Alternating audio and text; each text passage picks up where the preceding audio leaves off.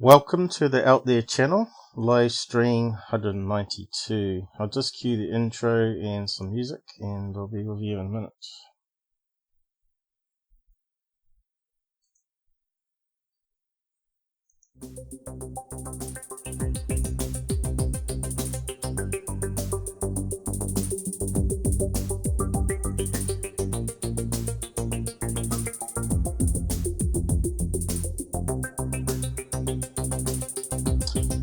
Truths sounds like hate to those who hate the truth.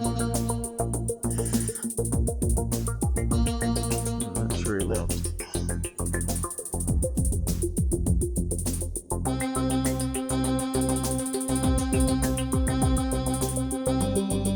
That's better.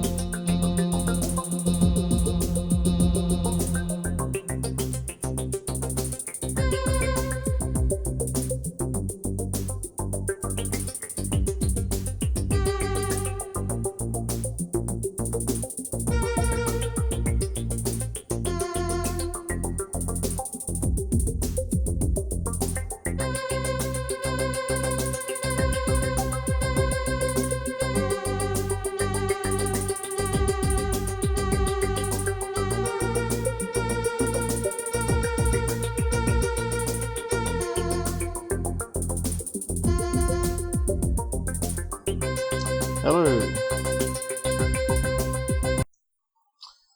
Hello. Good to be back.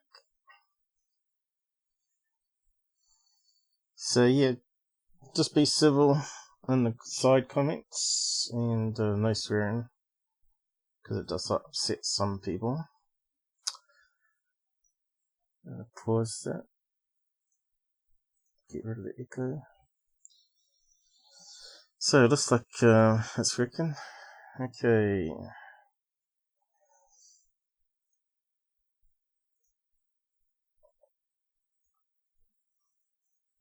Hey Renee, how's it going? Bobby. Yep, just getting set up here. It's a one-man band. I got a control screen as well as a presentation screen, as you probably realise. So yeah, just haven't really got anything planned, but I'll just go over any UFO videos, MUFON cases, see what's around, and if anyone wants to come on and talk on voice, let me know, and probably could set that up so you can talk about your UFO sighting. But there's no point if we've got no one interested, of course. So I'll just zoom in and type the welcome message.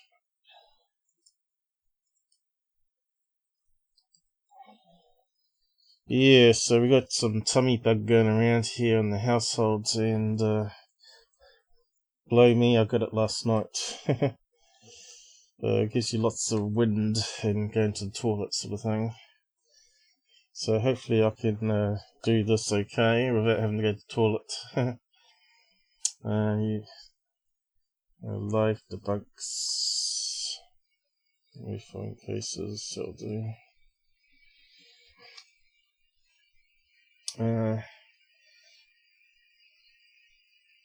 It's not enough information to debunk the Tic Tac UFO, as you probably realise.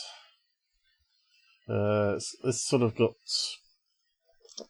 old hat news now, hasn't it? There was promises of them to the stars releasing some more better footage, and we haven't seen that yet. They said it was going to come out this year, so it looks like something's got rolled back, or the government has stepped in and said no, no, no. So I don't know what's going on there. Tom DeLonge always keeps saying he's got something coming out in a week's time, and it never happens. Well, it turns out to be something that's not very exciting, like a piece of rock apparently that comes from Art Bell, which is meant to be slag, which I talked about previously, from a metal work process where they remove nickel from iron, I think it is, and it's a nickel, I think it was nickel slag. It looks like drippy type stuff. I mean, these are really more, there is something more going on. Yeah, well, to us, we're not seeing the footage, are we? And it would be good to see some HD footage. Helmet cam footage, what the pilots see and stuff like that. You know, they've got to have better technology than those blurry images from, how many years ago now is it? Back in 2004, so we're talking about 15 years ago technology. They've got to have something better than that on the camera pods. Well, what they call it, FLIR pods, FLIR, where it's got a whole bank of sensors in it for targeting other craft and identifying them, of course.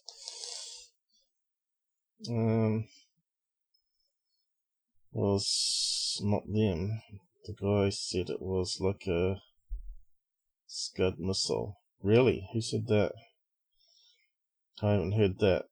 So that was my theory, that maybe it was a DARPA project launched from a submarine using some new holographic decoy technology that they're testing out, where they can sort of wrap around the missile itself and form any image they like with a ring of lasers.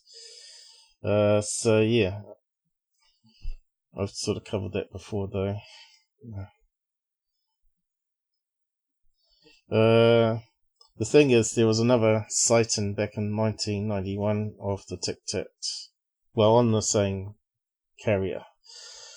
The guy got locked outside and he saw a triangle craft that seemed to be sticking out of the sea. And he said it wasn't like it was floating or anything. And then it sort of zoomed off into space. So what did they have a lockdown on the carrier with that thing coming up? Did they know it was alien technology coming up from the sea and they couldn't get away fast enough for people not to see it? Or did they know that it was coming up to transport something between ships before it flew away?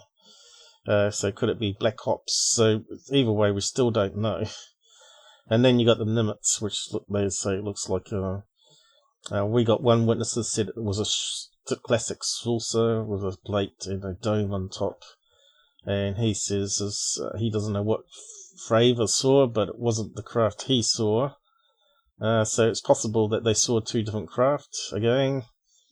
Could be a probe, or it could be some DARPA experiment, and there was actually a flying saucer there as well. So it might be one of these events where you got multiple things that happen, and that sort of makes it all sort of cloudy and mysteriously hard to solve the case, because everybody has different descriptions of what they see. So yeah, I don't know. It's just not enough information still. So that's what UFO field is. We keep looking at stuff and try and figure it out. But the best to open it up to the world, because we need to know if it's something outside our planet. So you got more minds worldwide looking at it. It might be the case that they can't tell us because they don't know what it is. And if they told us, there might be worldwide panic, right? Is one of the theories anyway. And we've also got the churches involved in that, and you also got religious people in government that think they're demons. where they could be just like other beings from another planet, right? So yeah, until two governments come out and say yes, this is happening, and we can't control them. There's good aliens, there's bad aliens, some are abducting, and we can't stop them abducting, we can't detect them. Then there might be worldwide panic, but at some stage it's got to be put out there if it's true, and see what develops, I think. Yeah, Jimmy Church had a guest on that was in the Coast Guard, and it was part of a training mission with Coast Guard and Navy. I heard the 9-1 recently. The one he spoke of was 3 feet, not 30. Yeah. So that kind of sounds like human technology, doesn't it? Like 3 feet sounds like a typical surveillance drone. And that size. Even 30 feet is a larger drone that can carry some missiles or bombs on board, right?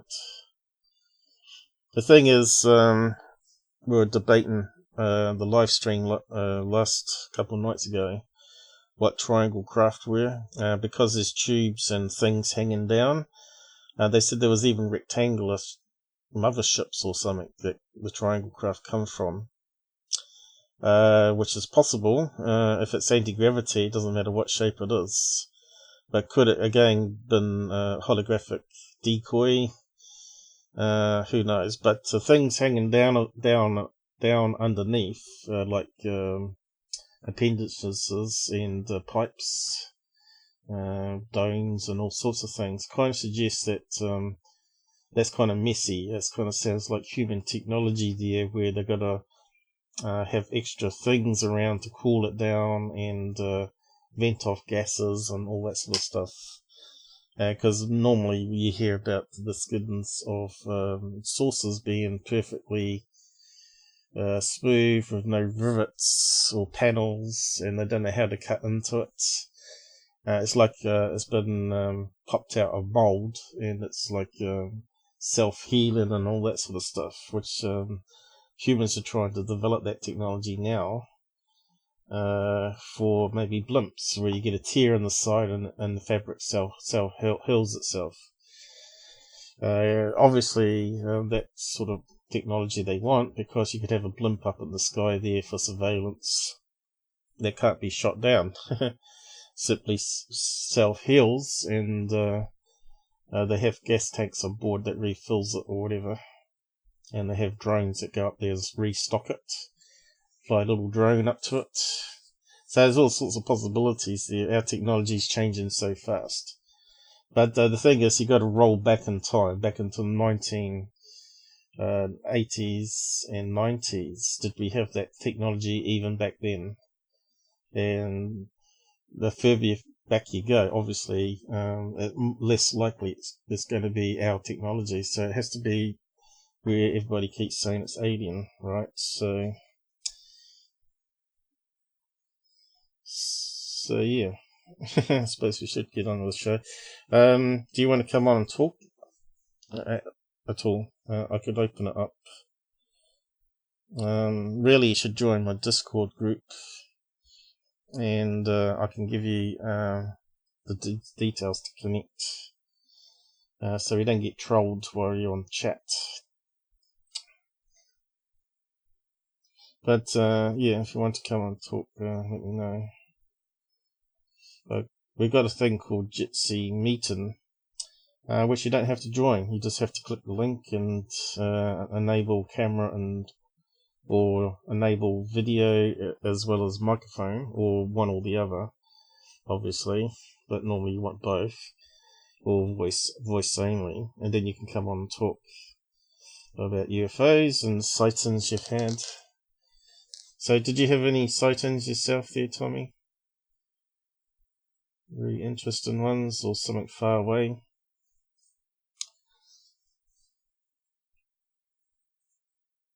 Well, we got 4 people watching. Who's out there still?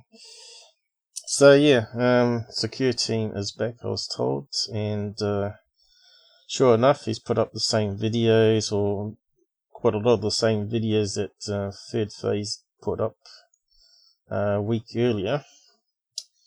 So we'll just skim through those and talk about them, because some of them I've covered them probably a year or so ago now, because he keeps recycling stuff.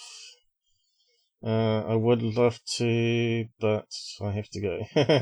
That's always the excuse. Everybody's always too busy or too scared to come on. But you don't have to show your face, you just have to talk. It saves a lot of typing down the side there. Yeah, daytime sighting from only about 100 feet. Well, that sounds like an interesting case. We'd really ever get people that see it from close up. Was it a classic saucer? Did it shoot up vertically? Because these are the ones I hear from family and friends that they've seen. And to me, that's got to be beyond our technology, especially going back into the 90s.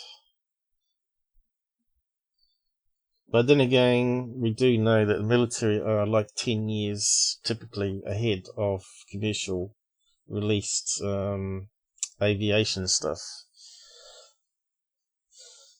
So they've probably figured out how to make even craft fly through atmosphere without making a sonic boom. They were talking about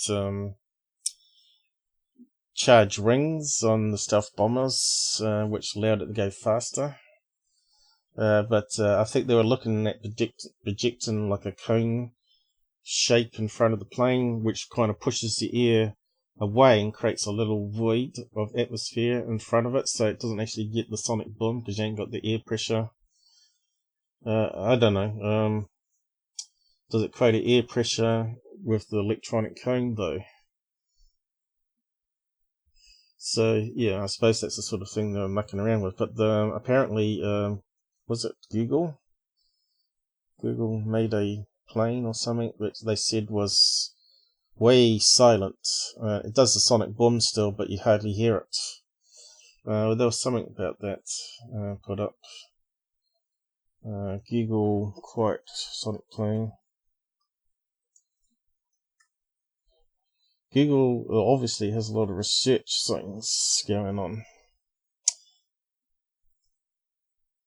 But at the moment, Google are experimenting with AI-controlled taxis that fly like a helicopter and like a plane in New Zealand, and they pick up people from the airports and drop them off at their house. So you can see Lockheed Martin have got some designs here with the very sharp nose cones.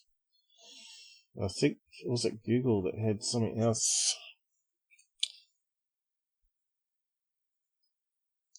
So, bring back sonic travel. Let's have a quick look at that one then. It's the sort of thing I could see billionaire companies researching, right?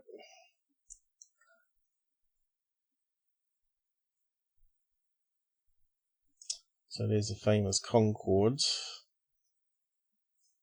That one looks very Concorde-y. You can see how sharp the nose of these things get.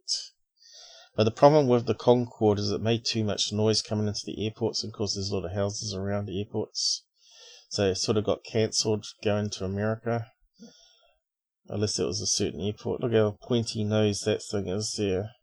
But I think the military are working on virtual cones like that, right? So why build a nose like that when you can do it with electronics, force fields sort of thing, right? And then you got the sky ones, the sky planes. So if you go up high enough, you ain't got the wind resistance, right?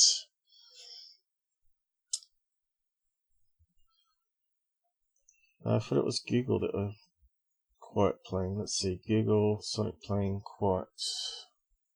I think I've covered it before though.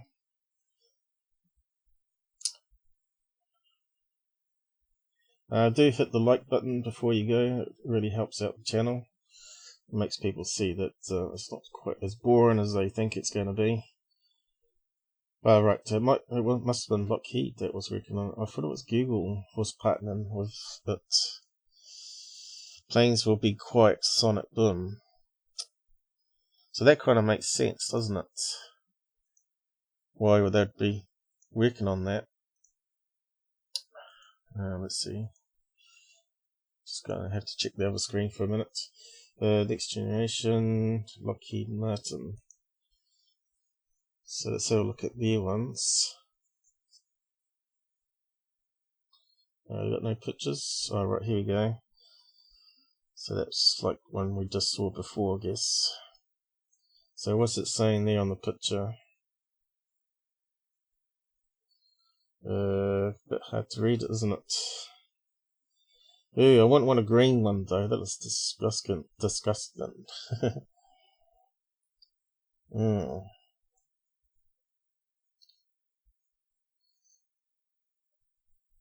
So it looks like they got some wind tunnel testing there.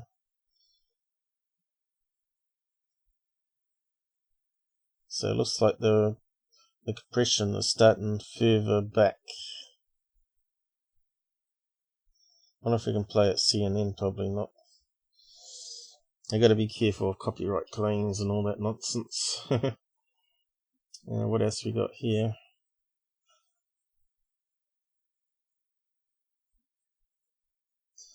Alright, Tommy's gone. You should have hit the like button for us before you went, Tommy. Lockheed, next generation. You're the one that started me off a tangent here. Our Daily Mail's onto it. Oh no. We've got some nonsense coming up here.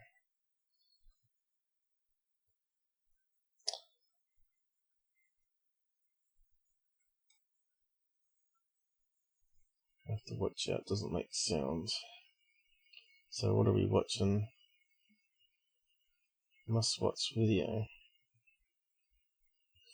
So again, really long pointy nose. Kind of strange. Anyway, I'm better leave that behind now and move on. So yeah, we've got Secureteam, just skim over it here. Of course, he's making claims where he's been, making excuses, as people would say. I think I got it muted.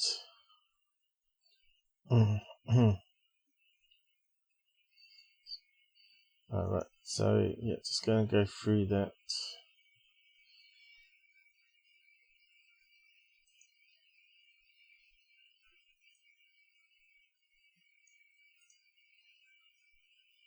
The channel closely, you'll know that I've been gone for.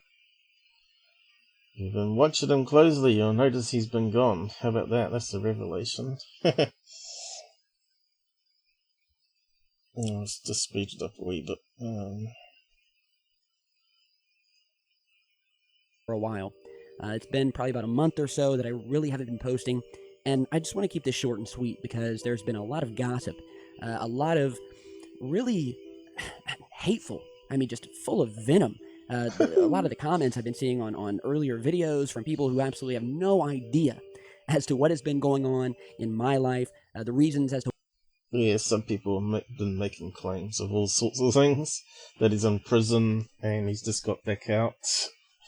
Because in America, if you get done for a crime, they stick you in jail until you see the judge, don't they? And it could be anywhere between, 1 day to 60 days. And then if you get sentenced, they send you off to what they call prison.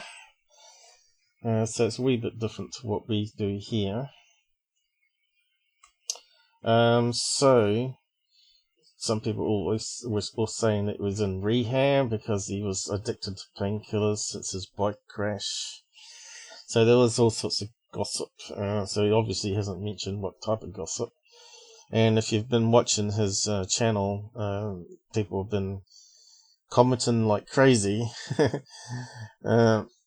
saying where is he, and that he's let down everybody and blah blah blah. But I don't know why everybody has to watch his stuff, because it's just nonsense. The whole thing here is nonsense. So yeah, he reckons 2 people and his family died, and it's taken them, 2-3 months now to get over it. I don't know if people grieve that long or not, but whether that's a true fact or not, it could be. But the fact is that he's still putting out nonsense in the UFO field, which is what we're trying to find the truth. So I'll just go over what he's trying to claim on this one. To why I've been absent, people just spreading just terrible rumors, saying terrible things, and to those people who have started this gossip and have just been just flat out attacking me for taking a much needed break for personal family reasons, well, you can just write out, because you're not the type of viewer or subscriber I want.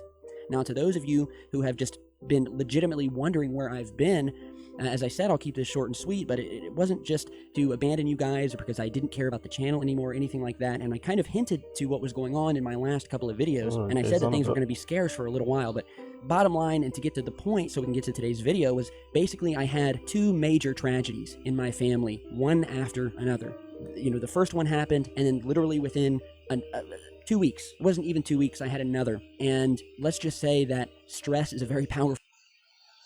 Okay, so we don't know if he's telling the truth here or not, because if you've not been watching my stuff for years now, he's able to lie pretty well and get away with it. Like, he's made lots of fake videos and leaker interviews, which has been caught out on 100%. You just have to listen to him. You can see it's his voice, and you can find the sources online yourself and reverse it if you want to. That's the way I do my stuff. I show you how to do it, and you can go out there and repeat it. But yes, so some of these videos he's putting up here is from past as well. And this one here he got from a YouTube channel in Britain, where they were going along the motorway and they saw this dark shape in the sky, and even in what they were saying, the woman was saying, is that a balloon? So it seems like they knew he's taken that out of context. And I did actually do a video on this with the full video, and I zoomed in and did some analysis on it. And it's actually one of those black triangle solar balloons. If you can look at it, you can see it's crinkled in on the side. Thing. It put me in this one here.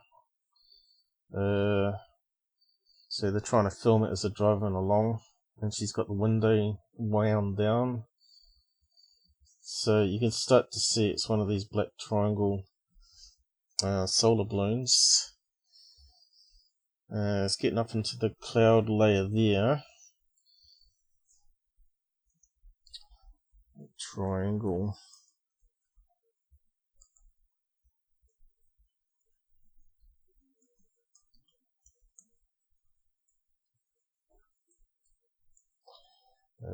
Wish this keyboard wasn't one over to what I was used to. I think they should sell laptops so you can just pick the keyboard that you want. So there you go, straight away we just got an image of one here. It's like this. I think that might even be a hot air balloon one, that one. I'm not too sure. Let's have a look. There's various images. There could be all sorts of crazy shapes, as you can see, but the black ones basically heat up with the sun, and they're made of really thin, like trash bag plastic, and they eventually lift off. So here you go, people launching one, and you can buy them online, I think, as well, or you can do it like a science project. So that's what we're looking at. Is that them looking at it again? So that one isn't a hot air balloon, I don't think. It's just got some payload they've put on it. It's quite big, as you can see. So yeah, you'll be able to see that in the sky quite easily. So this is not a TR3B. I did a bit of analysis a long time ago called black triangles. If you watch my UFO cases, you should be able to find it. But I've got the full footage as well. That one there, where I've got this triangle with the Secureteam man there scraping up BS. So yeah, if you go into this one, you better see it's the same video. I'll just mute it there.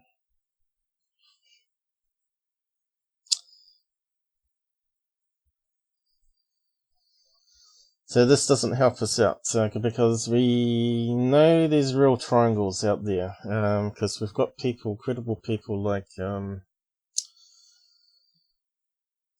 Hansen, right? He said that with the right camera you can film these things and passing from the coast, which could be going towards a military base or Area 51. And you've heard of here's the one that he's done before.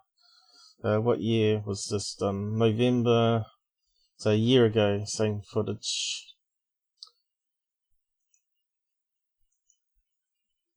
And you can see it's the same one. And they're going underneath overhead bridges and stuff as they're driving along.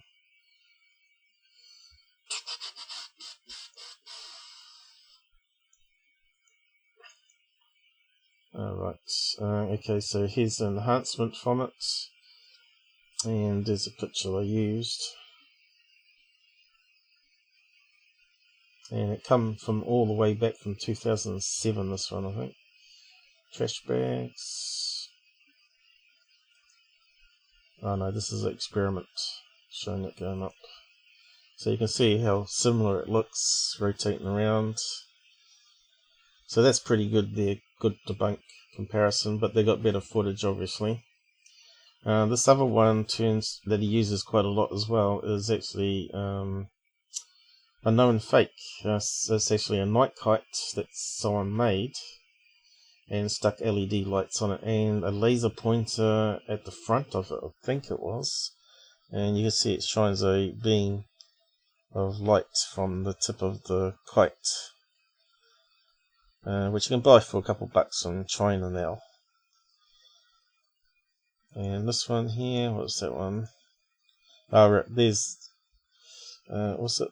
P. Warren, what's his name? Joshua. He's actually got hold of the guy and photographed holding up the fake. And this one here is just military flares in Russia that someone cherry picked a video sequence where they're forming triangle pattern. So yeah, I go over all that. It's old news, right? So I'll just post it down the side there. Black triangles. And of course, Secureteam used those ones more than once. And then I think the last one's the space shuttle tile that he got loose. Remember they had loose tiles that come off. So they had to photograph before they come down to land and see what tiles had actually come off, where it was in a dangerous place. Because they've only got a aluminium shell on the space shuttle, and it's surrounded by ceramic tiles that keeps the heat away from melting the aluminium, because it needs to be light. So it makes sense there.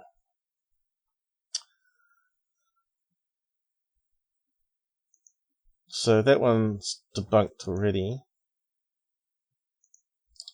And we ain't going to spend too much time on this because we're going to get onto the MUFON stuff. I see there was some interesting photographs there. And anyone that wants to come on and talk, of course, about their sightings they've had. So Sundays are normally for Americans, really. I get to do this afternoon one for the American time zone. And of course, they're all sort of hooked into Tyler and those type of channels, and they just don't like me debunking them, breaking their fantasy, their world view, and they just go all psycho on you. And so, spot where I had to leave for a while, I had to do a lot of traveling, and I just wasn't in the right headspace to make videos. I wasn't happy. I mean, let's just be plain here. When things happen in our lives, specifically family tragedies, and you're a YouTuber specifically, it's very hard to make videos. So you can see here as it's spinning around here that it bends in, which a triangle wouldn't do. A triangle craft is stress solid. and things of see that you can see it bent in with the air currents nature here. Don't just go away overnight. They don't just go away in a week. And so I just needed to take a break, and I want to thank you all for your understanding. Sorry if I freaked anyone out, but I am back. I had to take a break, and I didn't want to post videos when I wasn't going to fake happy and you know, just post videos where I wasn't interested and my mind was on 20 different things as to what had happened in my personal life. So that's what happened. I promise I didn't abandon you guys. I've missed you guys a lot. Probably about the same volume, aren't we? What's this one? Missed doing this work, and I'm just ready to jump back into right, it. that's you know, you can cue the jokes about, well, we'll see you in another month after this video, but I promise you guys I'm not going to disappear for another month. But I'd rather show you that than talk about it. And I've done some analysis so with that said, let's on go ahead and just jump back into it. Now, I know I've missed a lot, and I have a lot to catch up on these next couple of videos. I believe there's small objects but close today, to the there's camera, a few specific videos I'm going to start with. when the ice particles heat up, they release gas, which changes the direction. So it looks like they're being powered by an engine, but actually, as the gas releases, like a rocket, it doesn't need much on space to be able to change, bend it around. So that's what other people just don't understand. Once you understand the science of small objects and especially ice crystals, because space shuttle was using hydrogen and oxygen mixture for its fuel. When you combine it, you get water and energy, of course. UFO sightings, because that's what I love the most, and I know you guys do too. So to start, I want you guys to check out this clip of a gentleman who was on a ferry out in what he said. Yeah, so we debunked this one last time. It's pretty boring. It's obviously military flares, illumination flares on parachutes. This was the middle of the ocean, very far from land. So, just move on. In fact, you can see at one point there they actually look lower.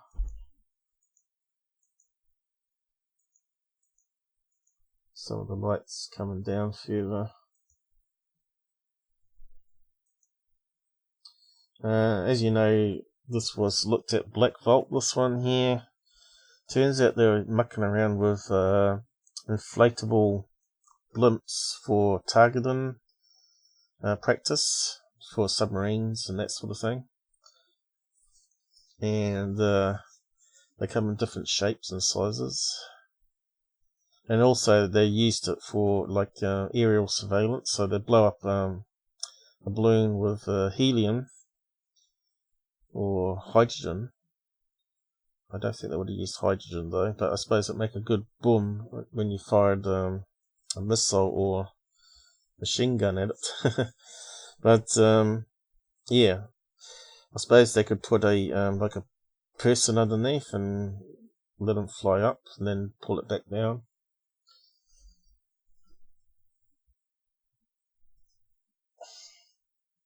And I suppose the guy could release himself, crash into the sea, and let the balloon drift off. It'd be a good decoy, I suppose, as well. And of course we know what this one is. Gimbal. What's this one here? Oh, that's the same one.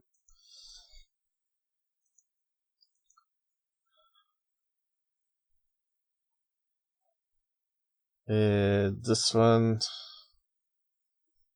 Right, that is the one also third phase setup. Describe as two, which is just one plane with the landing lights banking, heading towards the airport. So it's slowly turning, and The other one was a reflection on the glass itself on the car. It looks like two objects, but what happens is as it turns, you can see that the distance between changes, and you wouldn't have two planes flying that close. V-shaped or triangular-shaped craft. They don't seem to have any navigational lights.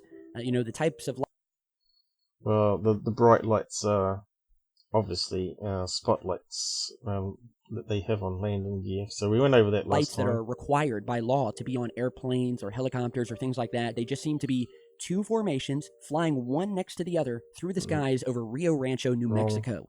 New Mexico, of course, a hotbed for UFO activity in many of the secretive bases out there. So check this out. And of course, that's lens flare from that over there, by the looks of it, or another light over here.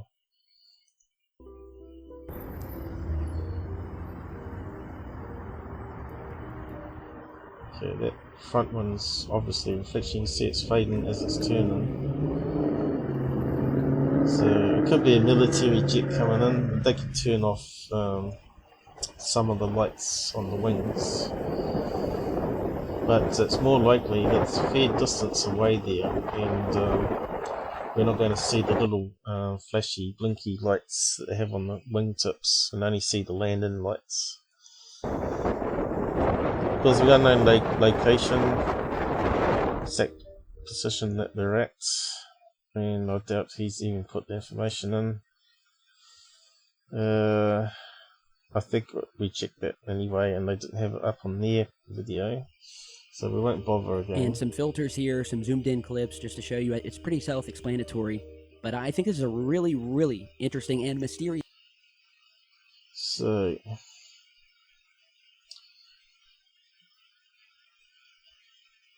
let's see, it looks like a mirror image. This UFO clip. As it's banking there, you can actually see the structure of the plane there, I think, in between the lights even.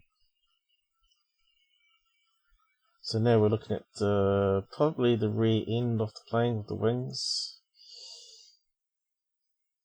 So unless you zoom right in, you don't actually see that, but I reckon you can see there's some darkness there. I think we have two objects, V-shape, no.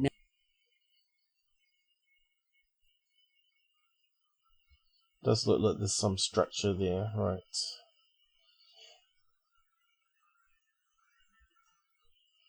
So it's a fair distance away, obviously. That's why we're not getting detail there on the smartphone. Navigational lights over New Mexico, hotbed for UFO activity. They could be secretive craft being tested. It could be something else. But I will let you guys decide. This was posted by Leonard. I think that one I thought was a fourth light on the inside. Might I think this be is a really, really as well. interesting and mysterious UFO clip. I think we have two. Because the fourth light disappears as well, and you get the one in the middle, which is a nose cone landing light, and two wingtip spotlights.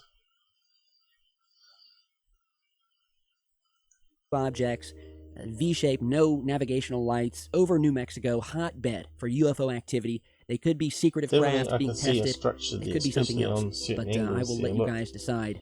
Right, I think I saw a flashing light then too. And you can only get that if you zoom right in and you got the best video footage you can get. This was posted by Leonard Farfan, and it was captured on 10/3/2019, so October 3rd. Tell me what you guys think. Okay, yes. So now here we have a very interesting clip. There's no audio to it, but this one here is a known CGI moonfake. Come from an amateur astronomer who was out with his telescope recording our moon. Another hot. Now that was investigated by UFOofInterest.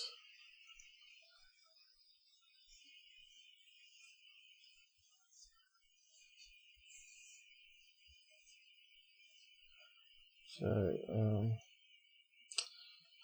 he's got it here somewhere. He's probably got some other debunks up by now. Alright, he's talking about the purple sky in Japan, which again is just refraction of light through the thick cloud layer that they had hidden their way during the day. and because it creates, as you know, as the sun goes down, the clouds get darker and darker. But obviously you can see here it's sort of like an orange tinge from the sun, and it's sort of lighting up the clouds, making them a wee bit bluer, purple colour. So people were saying that was eerie, like in a horror movie where the clouds are funny colour before the cyclone hits. Here we go. After more than a month without contact, the hoax promoter and con artist Secureteam returns on YouTube, published alleged UFO sightings already explained. So North Carolina and UFOs behind the moon. So let's see what facts he has found. Right, fact check. Does it say who was doing it? I'm not sure. Fox News.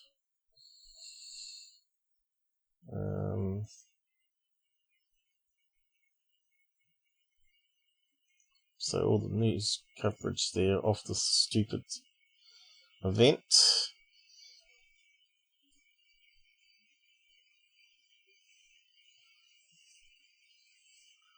So he's doing a side-by-side comparison there of illumination flares. But I thought he might have had information there of the actual exercise, who admitted to it. Sometimes he finds out if the military own up to it. But I don't see the information there.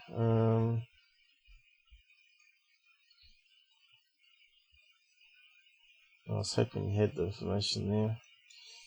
And the main one, of course, we got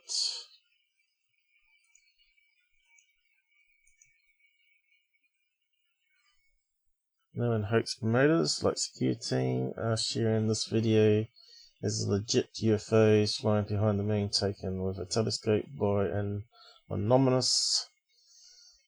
It's a fake fabricated by YouTuber Alien Planet. Thanks to Hoax, who found information. So we covered this before. So I guess the original video is here.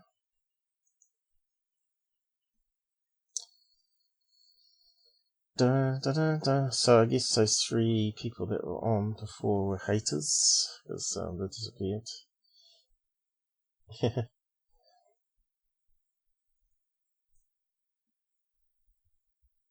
Renee, you still out there, or you falling asleep? It must be just past dinner time there by now. Alright, so there you go. Alien planets.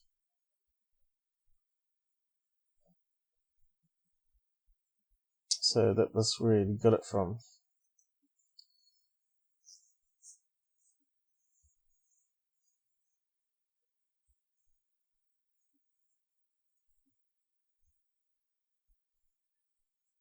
He's got a lot of blurb there, hasn't he?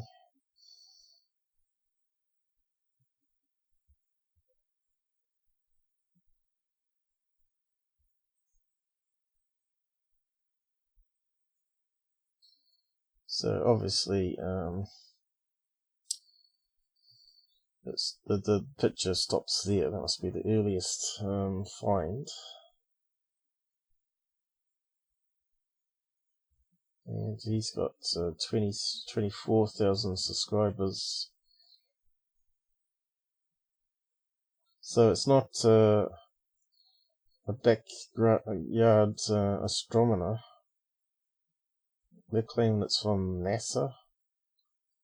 So obviously it's a fabrication. I think that's what... and it's got listed as entertainment. Straight away, if it's got entertainment, you know it's not factual. Because they don't fact check.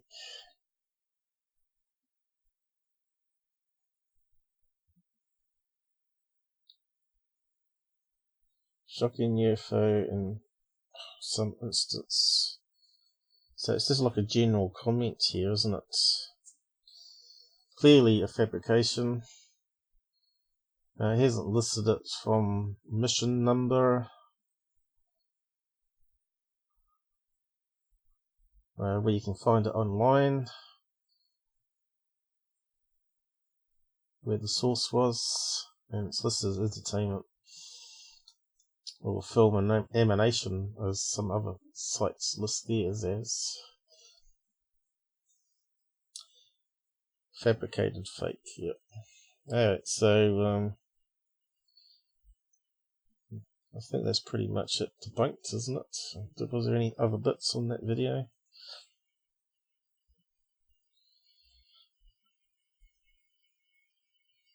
Looks like a blurry mess, doesn't it?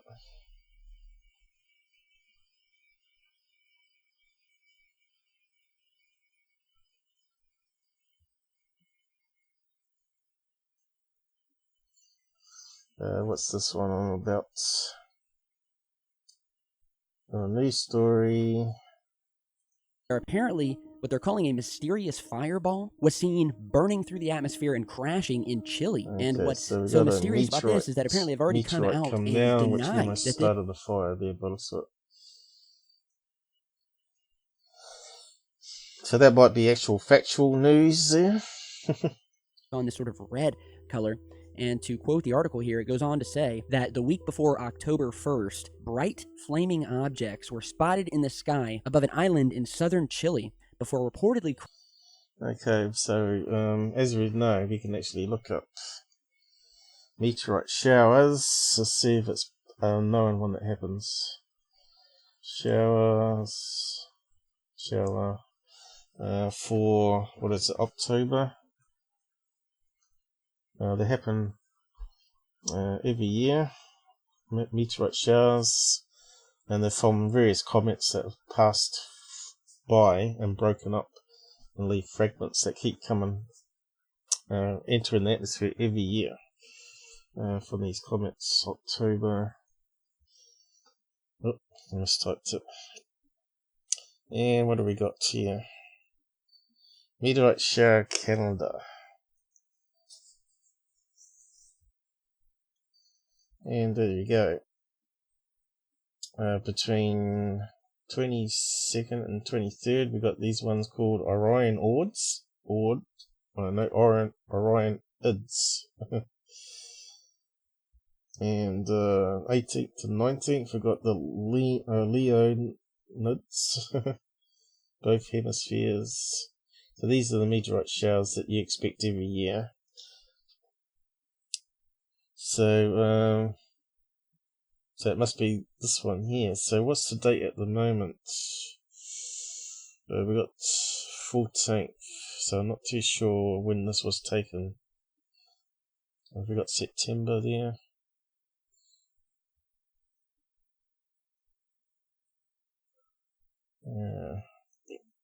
Probably scrolled off. So what's it say here?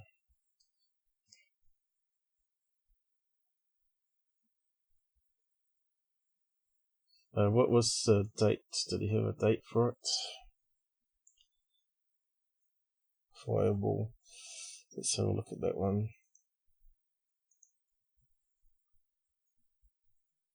Probably says on the news channel itself, probably. October the 1st. Is it? So it might have been the end of September there. Oh, just trying to sneak on some rubbish here.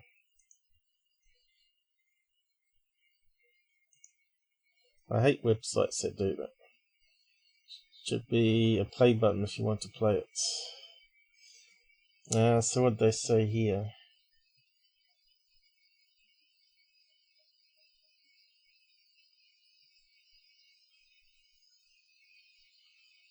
Rocket boosters doing damage. There have been occasional reports of rocket boosters doing damage following inland launches in China. Okay, so it might be space junk in this case. What have we got here?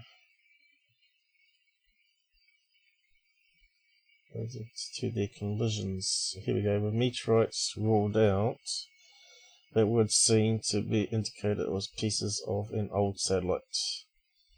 There you go.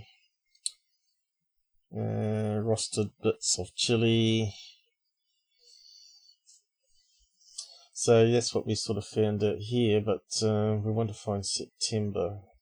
So it can't be the October ones, that's coming up.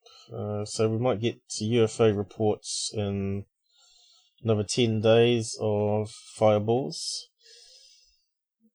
8 to 10 days. And of course it happens either side generally as well. September, I don't think there was... September... What do we got for September? Cursed meteorite shower, so there is one here. September between the 7th and the 13th, which is still after a week after this particular event happened, so it has to be space junk. So they ruled out that one, obviously.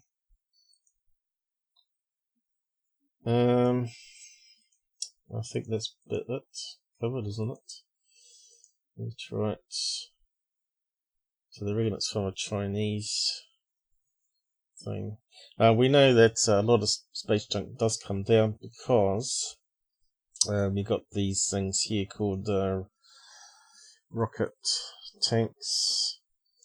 And of course you expect them to be the most solid build ever because they hold the most explosive parts, debris. And they have like carbon fiber around it and various insulation for temperature, because you don't want to get it hot or super cold in space, so you need to get it at constant temperature. So you can see they get these little tanks that come down. They're not too small either, and you won't want that coming through your house, would you? So it's quite amazing that none of these have actually killed anybody.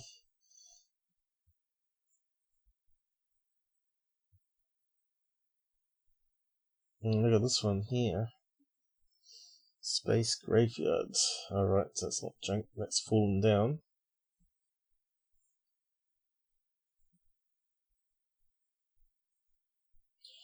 And that's apparently all the things orbiting space junk.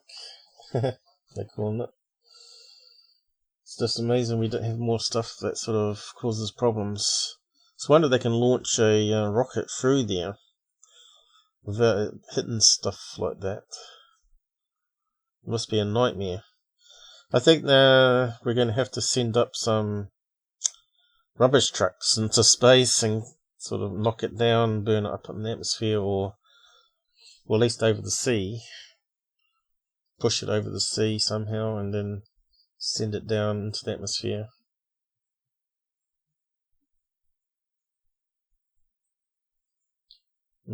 Makes you wonder if you could use that as a weapon, right? If you bring it all over America and then send it down, it'd be like causing fires everywhere, wouldn't it? Or Australia, set it on fire. It's very dry. I suppose a lot of it will burn up before it hit the ground though, but you can see some of it does get to the ground. What's this one here? Right, it's Chinese kindergarten, what's that one?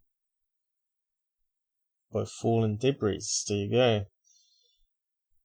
I wonder if any kids got hurt in that one. So it does occasionally hit buildings then. 7 classrooms, 8 other buildings crushed as part of a former factory topples over. Oh right, that's not anything to do with satellites.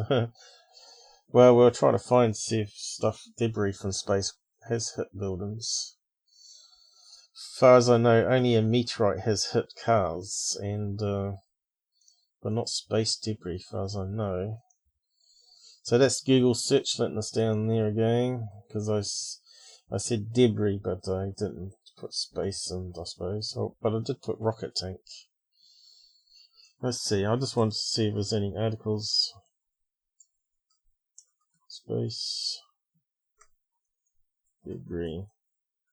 Let's build them. Let's see what we can find.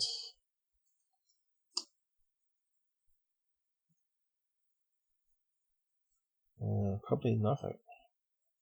Which is kind of amazing.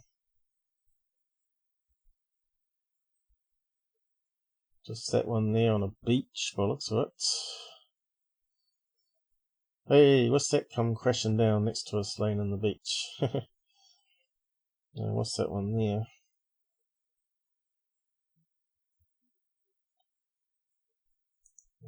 Looks like he almost got hit by something. Fell through your roof. Alright, so it did hit a house. Whereabouts was that?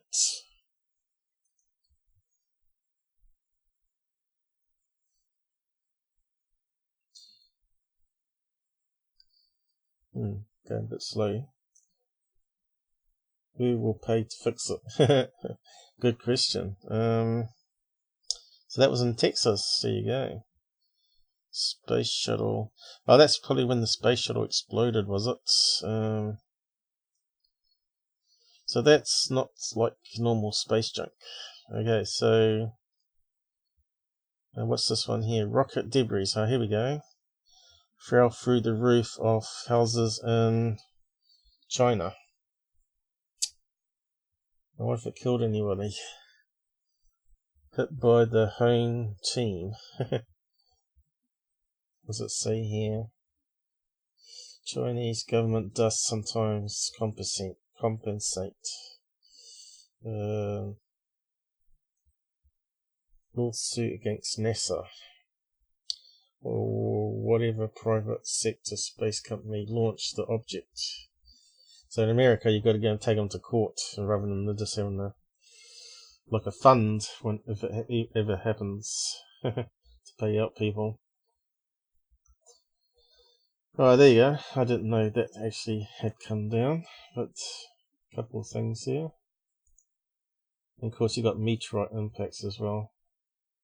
Come on, close. So we go up here and type in meteorite or meteor hits car. I think there's been a couple cars that have been hit. There we go. Smashed by a meteorite. Ouch. I think it was parked outside in the driveway, so that almost hit the house, didn't it?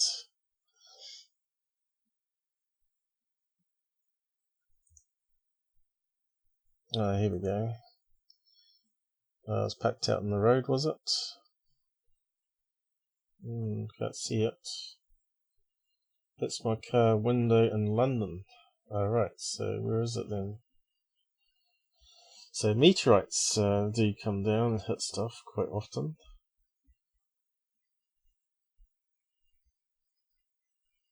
Oh, that one's totaled, really, isn't it? Oh, look at this. What's this one? Right, someone's fabricated it, have they? What's this meteorite make a huge crater? Would this meteorite? Looks like that one's fabricated. Well, this red car seems to be popular. Where was the other one? Just move on. This one here, I want to see what this one's about. Oh, it's a YouTube video. Damn it.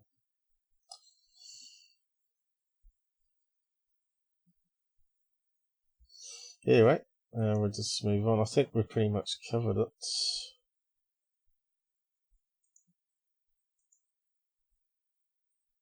But we'll just skim through some other things there on Scott's page.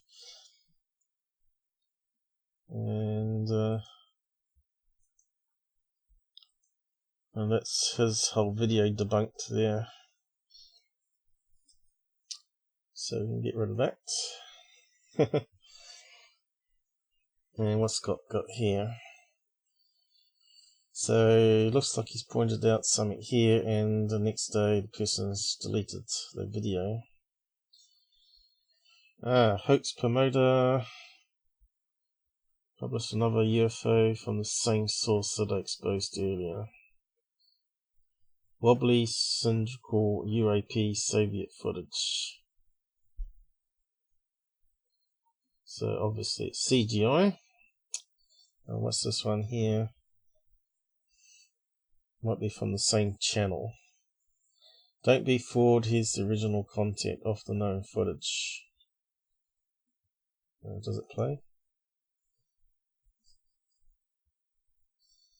Hey Ali, how's it going? I thought it played. No, it looks like it's a snapshot. And what is this channel anyway? Unidentified aerial phenomenon. 44.6k subscribers. So this guy's putting up CGI fakes. So if you're subscribed to that channel, you know what to do. So you're just going to be taken in. They just want your money. Your views equal money. So what's Ellison up to, or Shelley? Pretty color in Japan, right? Just joining you. Yes. What's he doing here? It's playing. Auto plays. Alright, this thing here. I'm hoping no one hurt themselves, mate. Looks like a roof down the street. Yeah. Didn't say anybody got hurt, but yeah, you could see it was a fairly big piece of space junk went through the Chinese house there. You got to remember they launched from their landmass. It's like Russia, and they've got to come back down and land on their land with parachutes rather than the sea like Americans do. But with SpaceX, the way they do it now, they just control descent with rockets again and reuse them. All that comes down, which is what they should have done in the first place, I guess. That way we wouldn't have space junk. Although they would put satellites up there that go bad, right? Because it's all electronics, old. Gets old like your stuff in your house, and eventually it stops working. But you think they would have worked out a thing where they can fire off an engine at some stage, and the satellite then re-enters over Atlantic or Pacific Ocean and burns up safely. Like, did you want to come on and talk? You still haven't got it sorted out, have you? Without iTunes, I don't think you can even do Jitsi, which is the other thing we use, other than Discord. So until you got your iTunes working, unlocked on that device, there's not much you can do. Of course, the browsers on tablets are not the same as the browsers on Windows. The Windows has a lot more functionality built into them. Thanks for hitting the like button. So this one here came out last night, I think it was. What is it? A flying alien pizza. So I don't know what it is, but I had an idea last night, so I'll just play it for you. And then we'll look at some MUFON cases, since no one wants to talk to me today. So can you see anything there?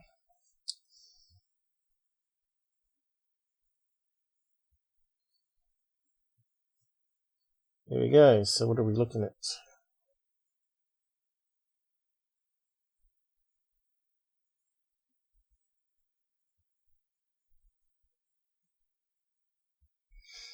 They're saying it's a TR3B, of course. But if it's a TR3B, why hasn't it got the lights on it?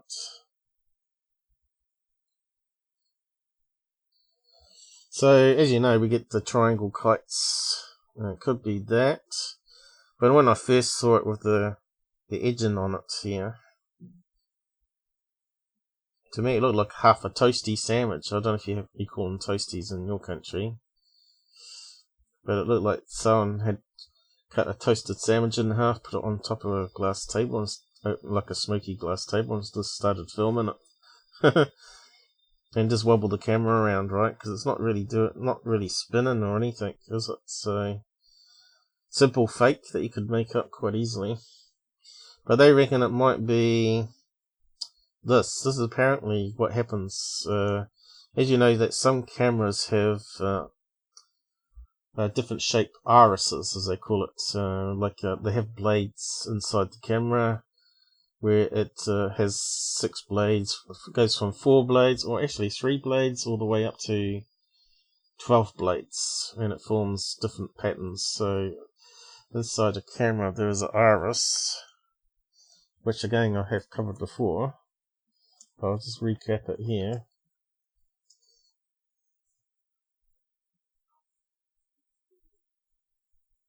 I was just thinking about it. So you get these things here, and depending on how many blades, they call it blades. So each of these sections of blades controlled by electric motor inside the camera. The high-end cameras still have shutters, which closes off and lets the sensor process each in between each frame. So you got shutter mode and video mode on cameras. Some now have electronic sensor shutters, which is basically like a piece of glass in front of the sensor, which if they put current through it goes dark. So it acts like a normal, curtains down. But they has a limited speed. That electronic one can do it compared to the mechanical one. The mechanical one can go up to 8,000 opens and closes a second. Well, using cogs and things and really fast activating motor inside. Well, the electronic one using currents can only do up to about 1,000 on and offs per second. But this one with the diamond shape would be like a 4-bladed one. So that's a 5-bladed one. It makes a pentagon. That one's a 6-bladed one, which makes a octagon shape, and so on. What's that one there? It's got a whole list of them here.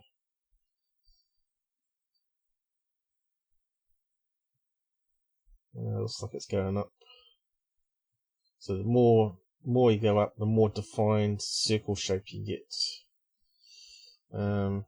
That's not a really good one though.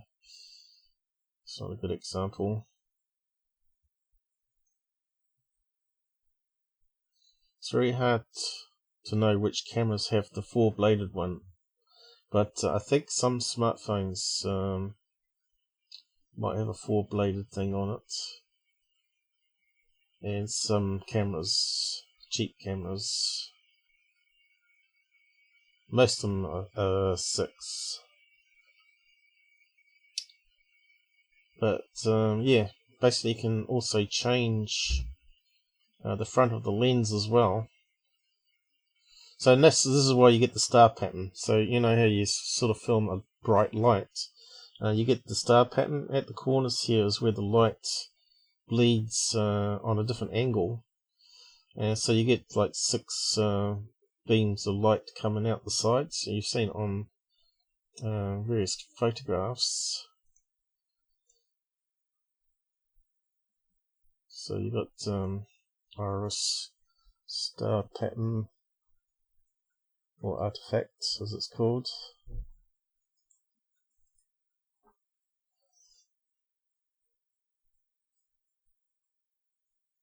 Just thinking about it. Oh, here we go. So these are the different patterns we get. We've got a square one finally. So the square one would create 4 spikes outside, 5, and the more blades, less likely you're going to get star pattern happening. Diffraction spike, as it's called. Okay, so it's got a technical name for it. But you get all sorts of things you can add on the front of your camera too, and leave the cover open. And you can get heart shape ones, shape, iris, camera. Let's see. Here you go. So that's the special effects you can get by adding these different patterns on the front of your camera lens, or like, as the light's going through, it forms the patterns.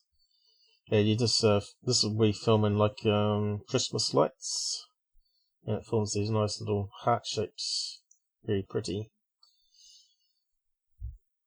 And here you go, you got the iris, and here you got butterflies and other shapes you can plug on your camera.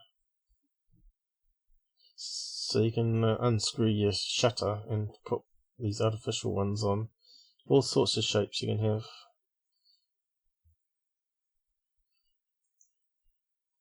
And it forms these type of patterns here for artistic backgrounds, I guess. Although there was some better patterns than this. Let's see. Heart shape. Camera, maybe. Photos.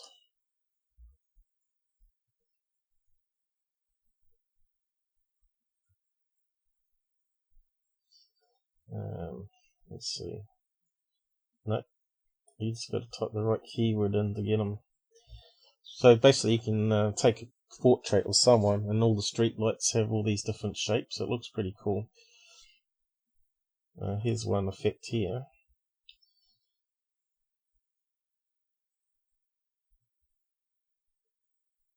I was just trying to find the one with the woman picture. That's really amazing. I have come across it before, but Google's always changing the search algorithm.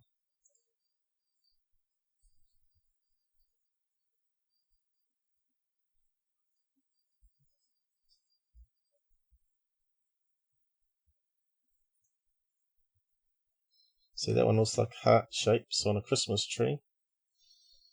Bit out of focus though, isn't it? Here's another one.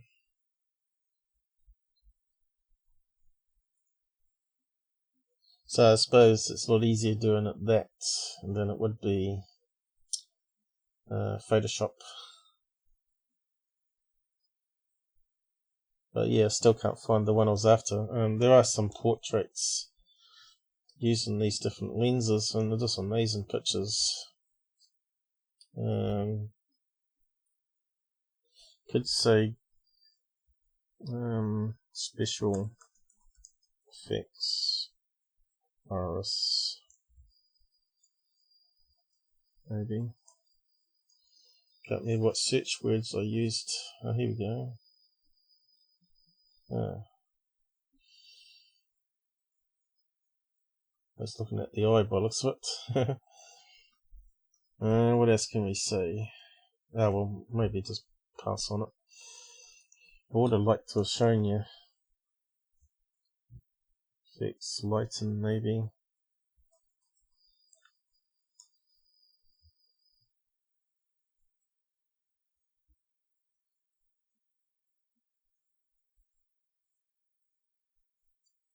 Here we go. Nope. Still not the right keyword. Oh well. I suppose we better move on. So here we go, still playing this footage here. Apparently this is, as you can now understand the pattern you get in here from the camera. It's called a camera artifact for the iris. And it's actually filming Venus, I think it is. Did he say there? Texas woman filmed a perfect red triangle craft. There's a possible explanation, and I think it says here at the bottom here. Digital zoom. Oh, Venus, here we go. But it's not cut in half like this, unless it's been edited. So I don't know. It could be like a triangle lens, a triangle iris, right? Triangle iris camera,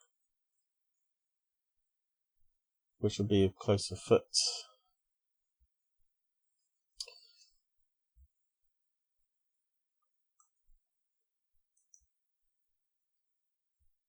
If you can find one.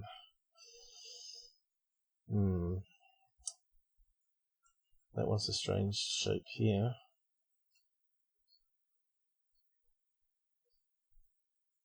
I don't think too many cameras would only use 3-bladed. But they could have easily have changed it on a camera, right? So, like I've shown you with the heart shape and whatever. So I suppose we could look at some MUFON cases now.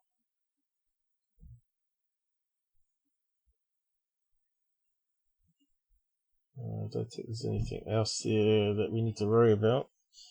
Flares over water. It's amazing what does the rounds on magazines and TV as UFOs. Military exercise out to sea there on California makes the papers.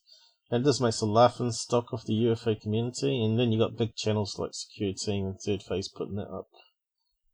And it's wondered more people don't speak out and say stop putting that garbage up. Show us the real stuff. So what was this one here? Oh right, I was talking about the Rock, Mad Scientist podcast. May not be much more than a piece of slag from an industrial process. The process called Betterton Kroll process, which I have looked up, didn't I? Where they take a nickel from Kroll, probably saying it wrong, process. Here you go. Crazy word there. Pyrometallurgical industrial process, named after a person. Throughout the method for the production of zirconium. Sounds technical, doesn't it? How to separate titanium from magnesium. So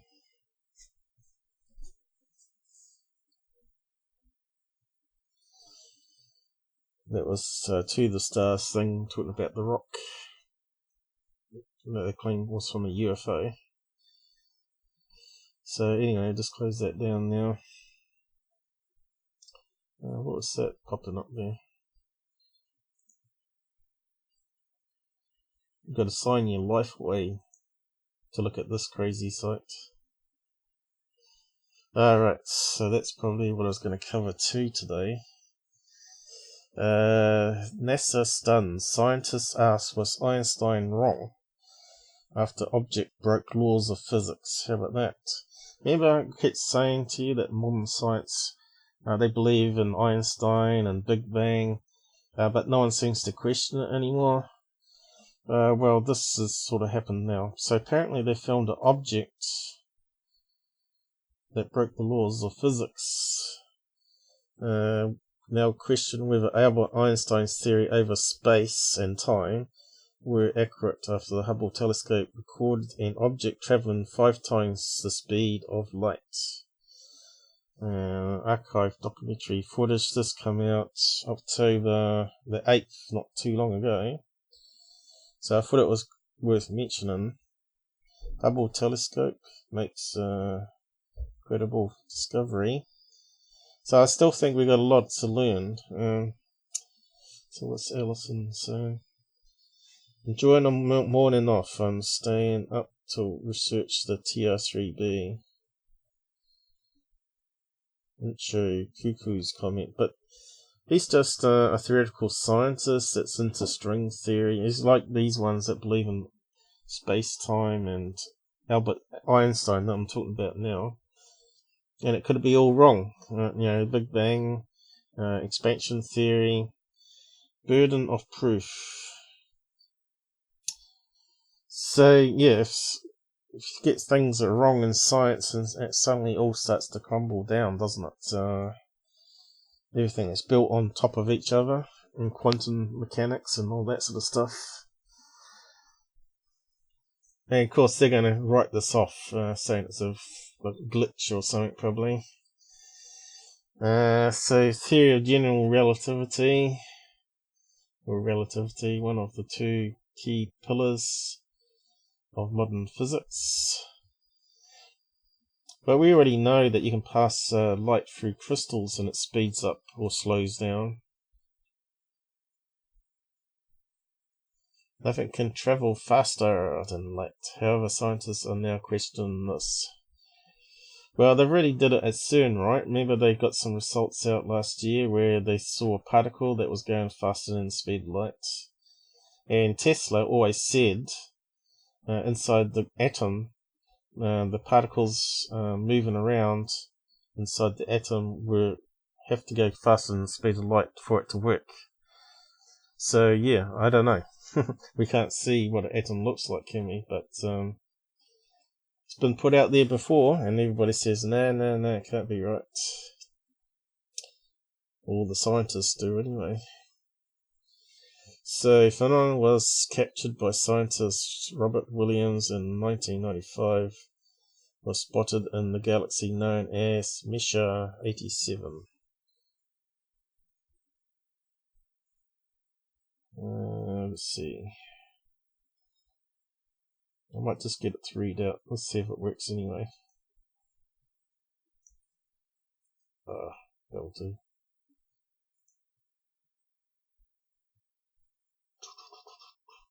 Why is it not playing? I seem to be having trouble lately. Try again. Astronomer. Here we go. So read out that chunk there.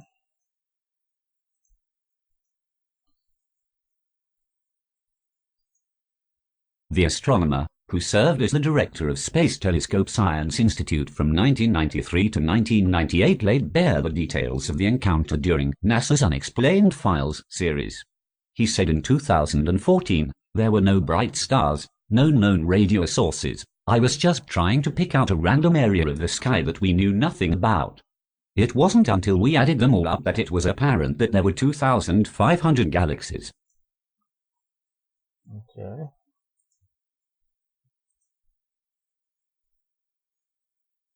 Maybe he was slightly wrong. Most of them were really faint. Dr. David Brin-Chiptin, they seemed to be going away from us faster than the speed of light. Then, Dr. Seth Shostak, who is currently the senior astronomer for SETI Institute, explained why this breaks the laws of physics. He said, you just can't send physical objects or even information faster than the speed of light. The speed of light is the ultimate speed limit. So I had a mate that was mucking around with underground antennas, and this was back in the 90s, early 90s, and he said that they did tests and it was going 17 faster than the speed of light. They were transmitting data underground, using the ground itself rather than atmosphere. Some Tesla research that he didn't actually finish, and so they carried it on. And they're communicating using the ground as a cable, pretty much. Rather than having to use satellites, you could just transmit the data between 2 points anywhere on the Earth instantly. Well, they said it was like you pushed a button, it was there the other side, which not sure how accurate they could measure that, but they said it was definitely faster than the speed of light. So I think there's been lots of cases there where people just write it off as errors. But maybe Einstein was wrong. If the information you're using is wrong to start with. But obviously energy and matter intertwined. They're the same thing. We've proven that with atom bombs. So he's not totally wrong all the time. It's going to be, some things are going to be wrong. He was on the right path, or once you correct all the mistakes further down the track, then it all sort of might come together and might actually be able to work out how you can travel around the universe with engines on spaceships when they said it wasn't possible, right? Hey, Robert, what are you doing up 3 a.m? Do you want to come on and talk? I'm just reading out this article here talking about Einstein could be wrong, because I just now got an image from Hubble, which is going 5 times the speed of light. It moved distances. Was Einstein right? Or maybe he was slightly wrong. Or is there some way to beat Einstein by warping space? The narrator of the documentary explained further why scientists were so stumped. He detailed, everything in nature is based on this simple fact. If something violates this constant speed, the laws of physics break down. Something was somehow violating one of the universe's most fundamental laws. I don't know what you think of this guy here, but he hangs out with Mick West. So do you want to come on, Jitsi, Robert? No one wanted to talk to me today on the voice. Everybody was too busy or didn't want to.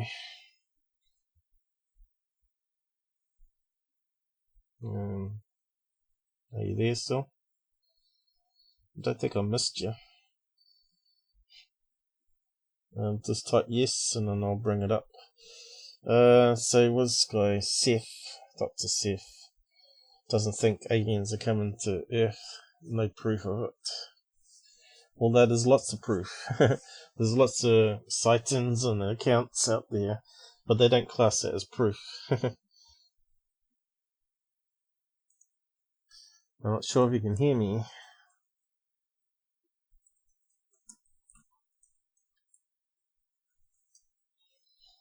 Yeah, right.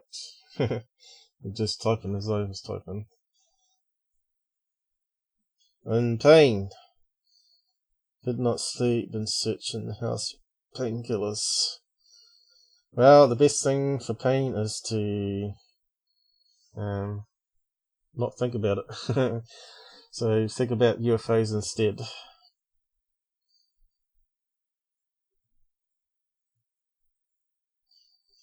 Time's flying though. Let's see. I think you must have gone to bed as I was coming on. It was about 1:15, I think it was, when I got on here. So we've been going an hour and 30 minutes. So if he's in pain, I guess he doesn't want to come on. Yeah, so read out the rest of it here, see what excuse I got for it.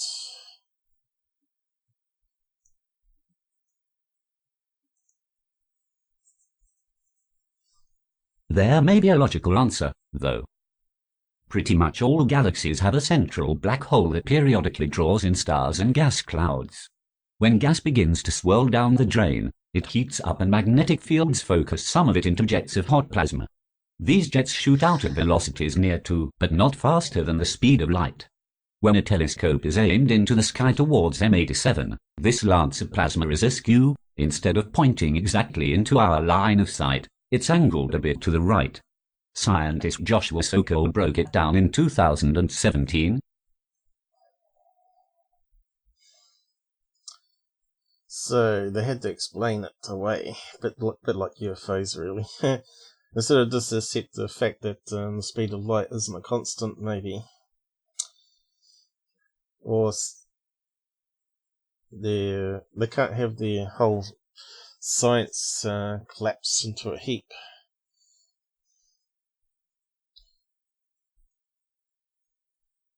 He said, picture a single glowing blob of plasma starting at the base of this path and emitting a ray of light, both of which travel towards Earth. Now wait 10 years. In that time, the blob has moved closer at a sizable fraction of the speed of light. That gives the rays emitted from that later position a few light years head start on the way to us. If you compare the first and second images from Earth's perspective, it looks like the blob has just moved across the sky to the right. But because the second position is also closer to us, its light has had less far to travel than it appears. That means it seems to have arrived there faster than it actually did, as if the blob spent those 10 years traveling at ludicrous speed. Yeah, so I don't know. I think scientists wouldn't accept it, Einstein being wrong, right? But I think he's possibly wrong. Also, lots of theories about the Big Bang and the missing dark matter and energy and all that sort of stuff to make the Big Bang work. They were saying that the speed of light was actually faster when the Big Bang happened and stuff like this, right? So they keep making all these changes to their formulas to try and keep the Big Bang alive, and the expansion theory is the one they want connected to it all. So yeah, I was just going to wrap up there on that bit and carry on with MUFON cases. So what's Robert saying? Can you throw some painkillers across the pond? Johnson. Hey kids, how's goes the race? It's not been going too bad. I don't think there's been any technical problems though. He lives in California. They're the land of the painkillers. But me personally, I don't think painkillers are really worth taking unless you really need them, because you get the addiction, of course, of it, and they don't work as good the more you take it.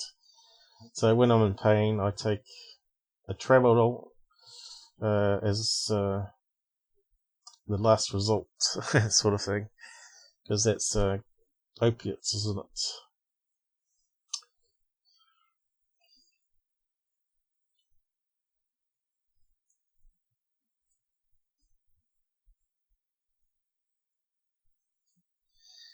So what pain you got there, Robert? I don't think you had back pain like the rest of us. Are you talking about a headache?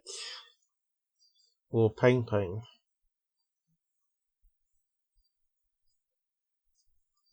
And you weren't lifting up the dog or anything stupid.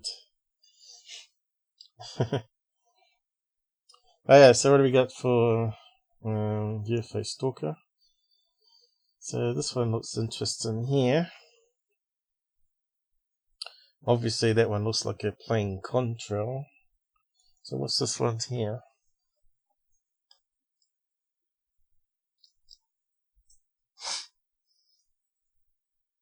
And why is it not loading?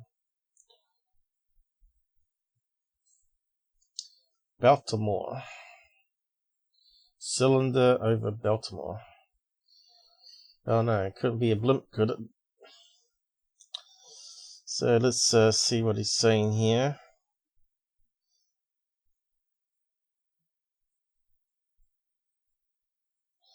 We've got that scrolly thing happening.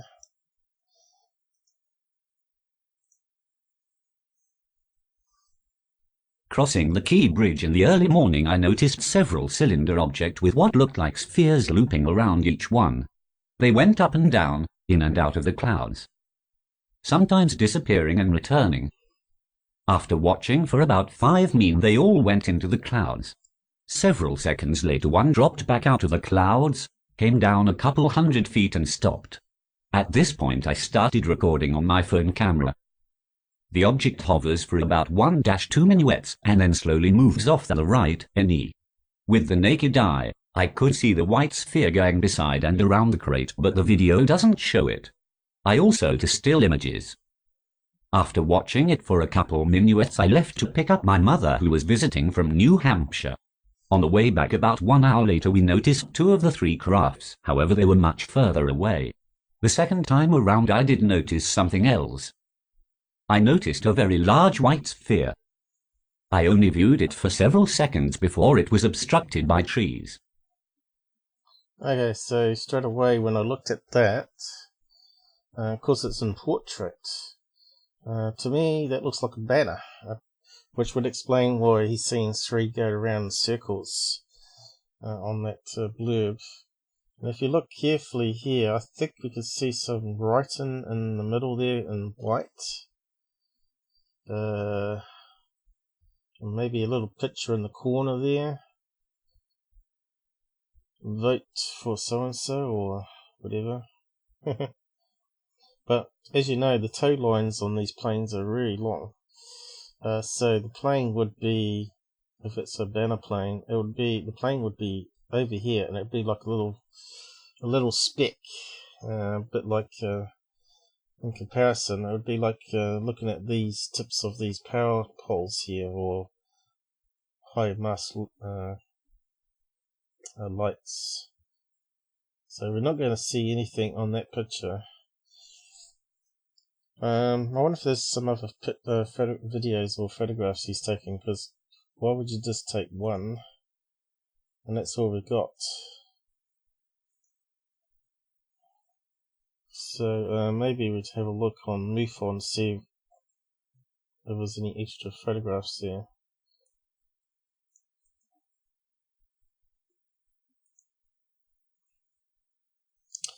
Yeah, so if you missed my blurb at the front there, I actually got a tummy bug in the house, and I got it overnight. But I'm still carrying on with the show, and I'm trying not to do anything crazy, like let wind out the rear end just in case. So I'm a bit bloated at the moment, but I probably need to go to the toilet. So yeah, you got pain, I've got the trots, as it's called. So what MUFON? Yeah.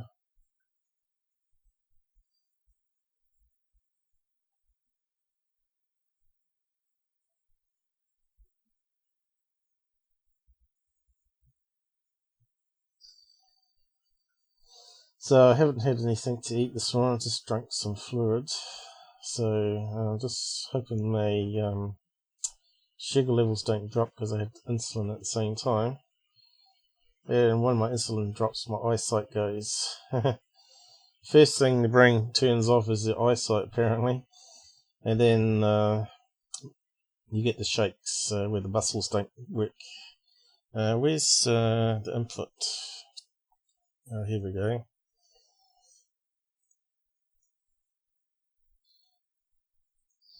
Let's see if it's just one photograph.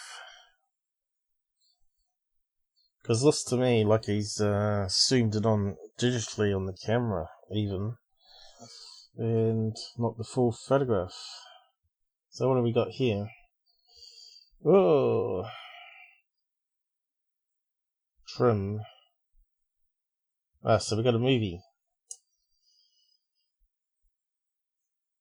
So that's the one we want to look at.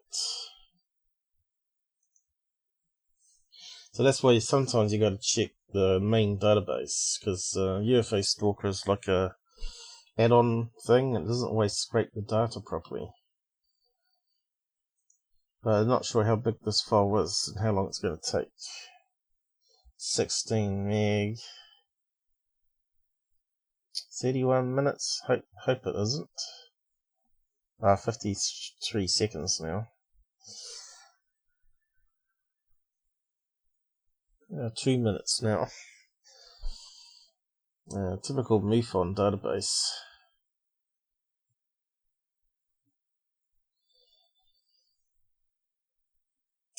What's John? You doing some smart talk here, are you? You have access to the blue emu green. Yeah, that's good. You mean Voltarum? Voltarum green? Shop opens in 2 and a bit hours. How can you not have any painkillers in the house?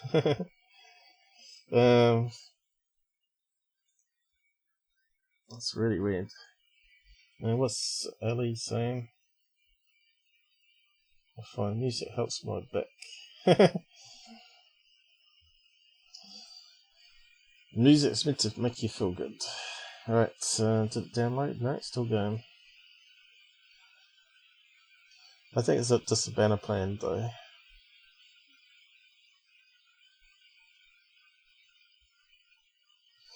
And the problem with cylinder ones, often there are these things called solar tubes.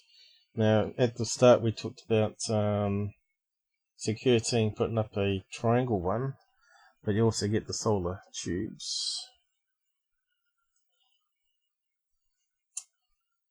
These things. Not those ones.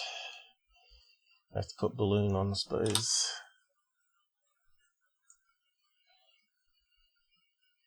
These ones.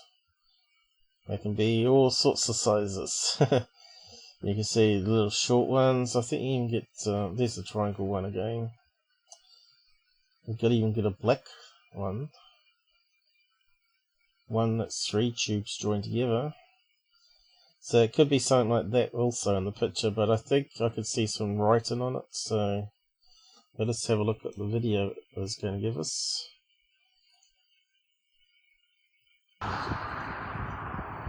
UFO over Baltimore. I don't think it's a, it's on the wrong screen. Hang on, let me just get it across.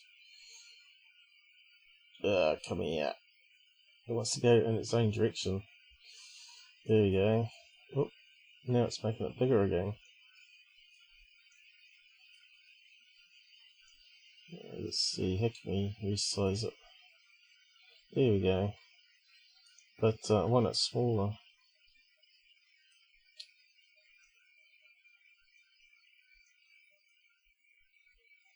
So here we go. Is it a banner plane? A blimp? A solar tube? So let's put it on the big screen and have a watch. Oh, it's well, isn't it?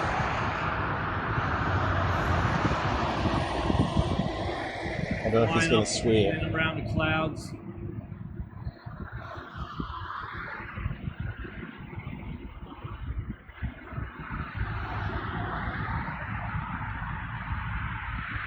Looks like it's being towed. I'm at the Key Bridge.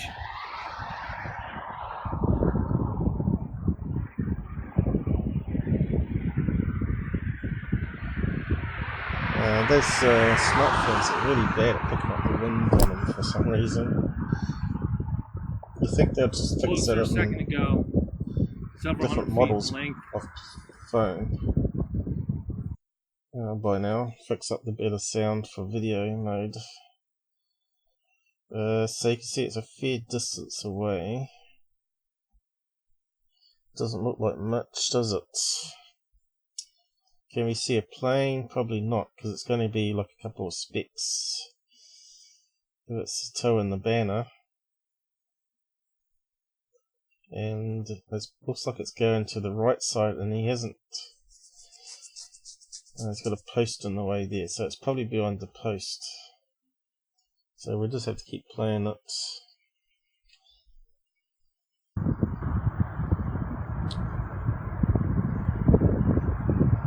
Shaped like a cylinder, and there's a little orb. Ah, the right orb is the top plane. of it, floating around, doing little loops.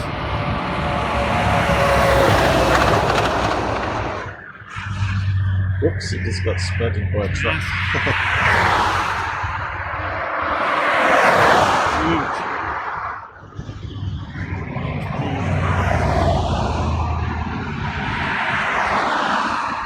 So it's getting further away from us, isn't it? See the little one at the top, right of it, a little, hold this thing steady. It's a banner plane, Big man. boxy cylinder and then the little orb at the top right. Can you see an orb there, guys? Because I can't. Massive. Massive craft.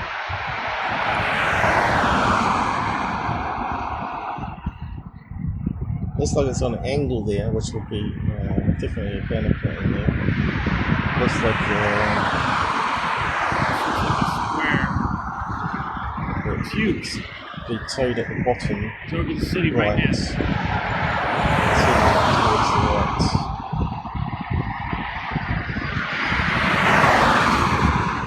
But the plane would be way above it somewhere. It's massive. You see the couple of black dots. Moving slow, no sound. Of course the highway's moving. No. Can't see it. If it was. A minute ago it was dipping up in and around the clouds. Moving really fast. This is where you need a optical zoom, isn't it? Looks like it's far away banner plane. Dipping up in and around the clouds. I think you have something like Moving that really fast. floating around. You'd have a lot more videos coming. Looks like it's over a busy area. So can we see any dots in the sky? He's talking about an orb above it, was he?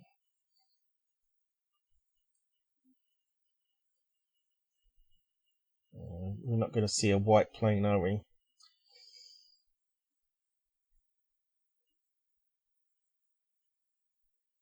Probably could take a frame from it and see if we can swap the colours out, see if we get some pop out.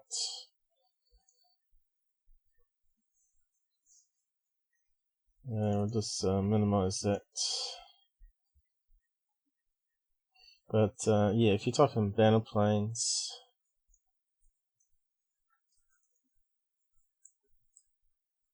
UFO, probably give a few results.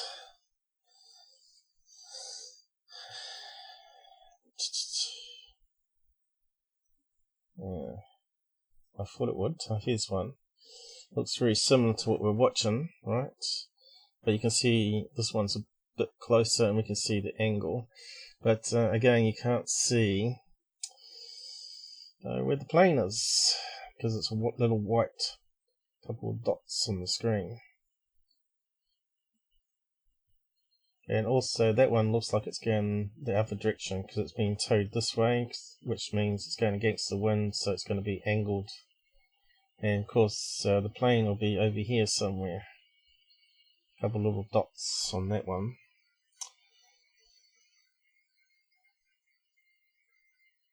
What else we got? Any other ones?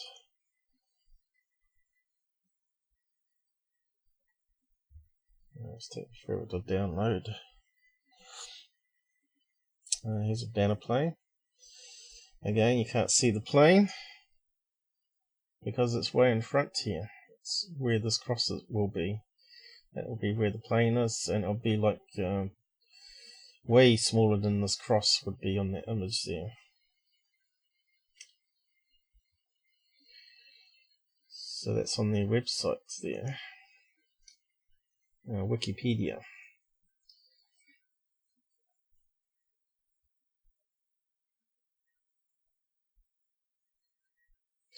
So this is a white banner with black writing.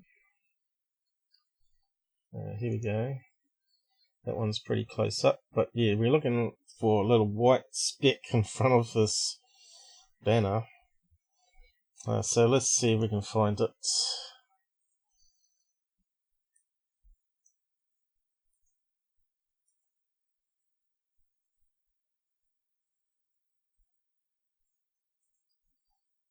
My dog sleeps by my feet. What's that got to do with UFOs? The camera never captures what the eye sees. Yeah, the eye does a better job of exposing the light because it's like it leaves the light in the build up on your sensor and then the brain processes it. So it's like putting your camera on long exposure or slow shutter as they call it. But here he's filming it in crappy video mode when he should have taken it in shutter mode, or taken a picture, at least a couple of pictures, which will give us the 12 megapixel range, and it might be able to pick up the few little dots around the banner where the banner plane is. But unfortunately I don't think we're going to be able to do it, but we'll give it a try. So the plane could be there or there. Sometimes they have really long tow lines on them, and they're only going to be like a fraction. Could be anywhere there, I suppose. It could even be further out even.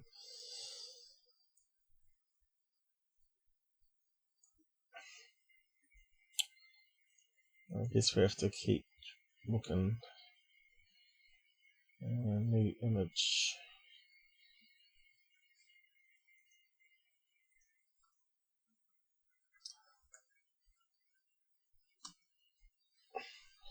And you can see how white it is there. So a white plane, like a Cessna or a Piper. And you can see here, it doesn't look like a cylinder now. Copy, paste, resize.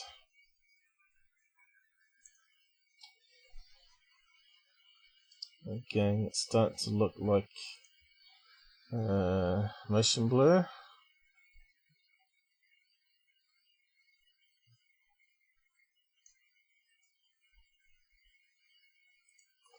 And we can try it with the brightness. To me, it looks like a black banner with some writing going across.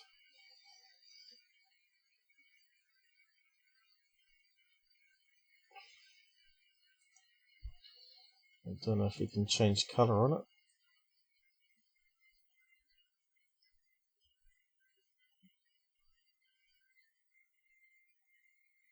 You can see as we're playing around, it seems to be fading a bit.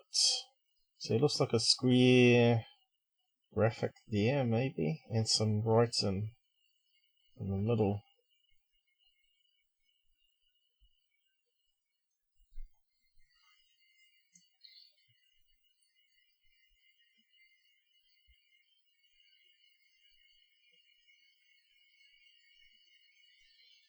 Definitely got some white bits here, white bits there.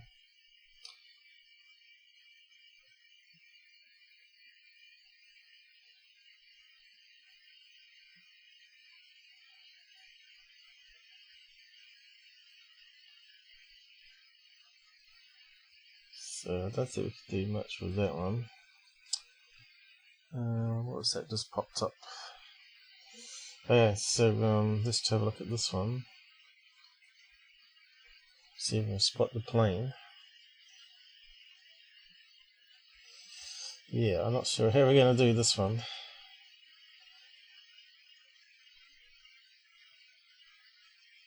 There we go. So we get the cloud layer, different whites.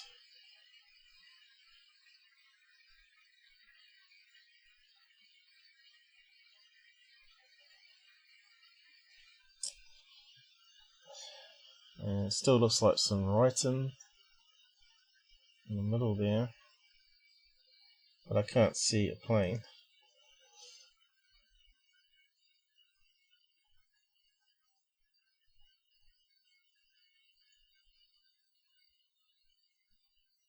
Looks like it could be a blur there, a little blur there and little dots.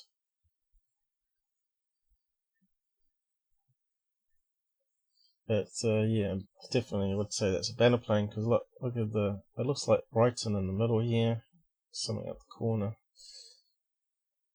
And it looks like it's going bent in the corners here a wee bit too.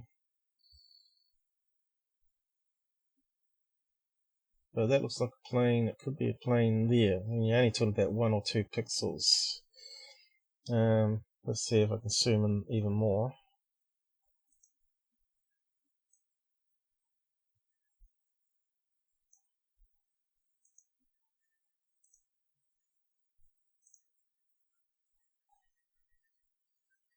Right on the door.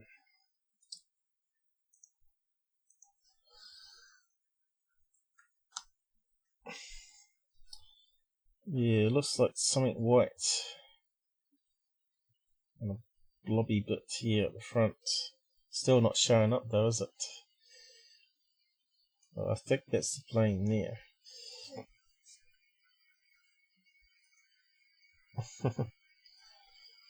But it was worth a try.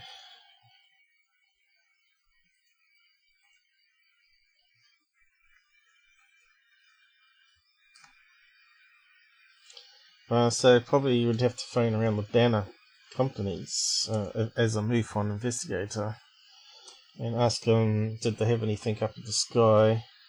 So there we go, I think that's the plane. One blobby pixel. And you're not going to see the tow line. Yeah, you'd have to phone up and see if they had anything in the sky that day at that particular time.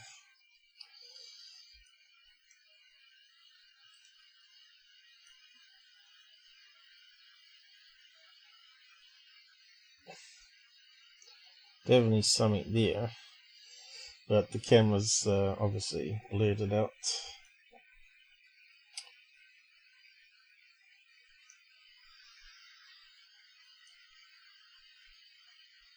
Just not enough pixels. So the only way to solve that one would be to phone up companies, of course.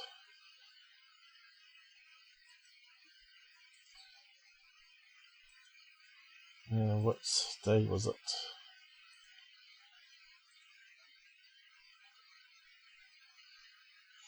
But it's not the best of pictures, really, is it? Let's have a look at this tanker here. It looks a bit out of... It looks like a blobby mess. Is that a military ship there?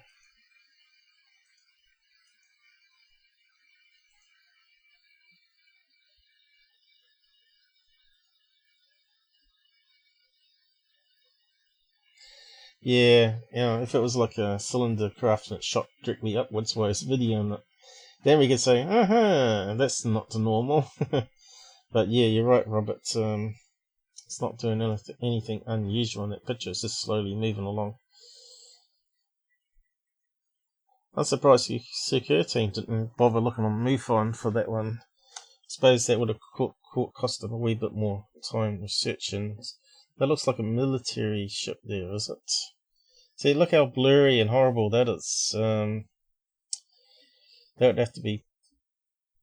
It's not even in focus, so I'm not sure where the focus point of that picture would be, but it would be really at the front here. The camera's picking up here, right? So that's why you got to zoom in, because then you'll get it in focus, and then the blurry mess. That's why that pixel of the plane is all blurred, so even if you run it through some sharpening of that ship there, it's not going to look terribly great even.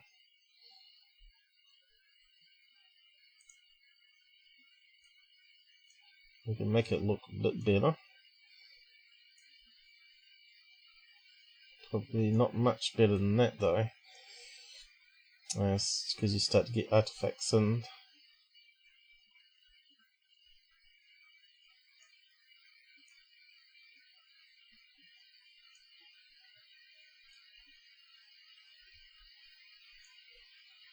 So it's a wee bit sharper. DAT, whatever that stands for.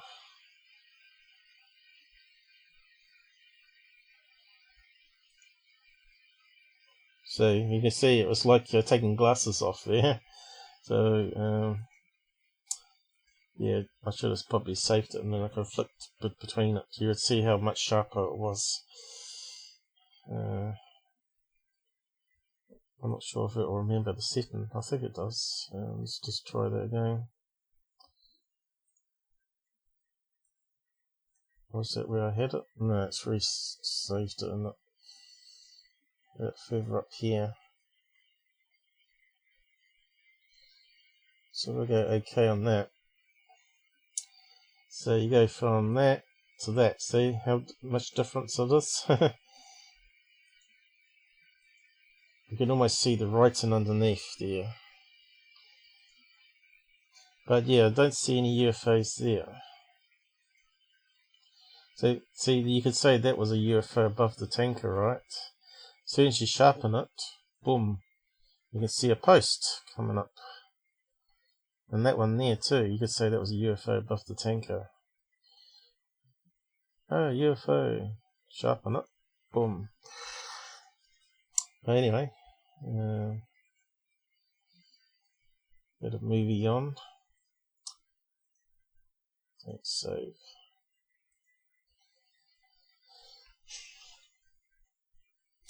So what are these guys saying?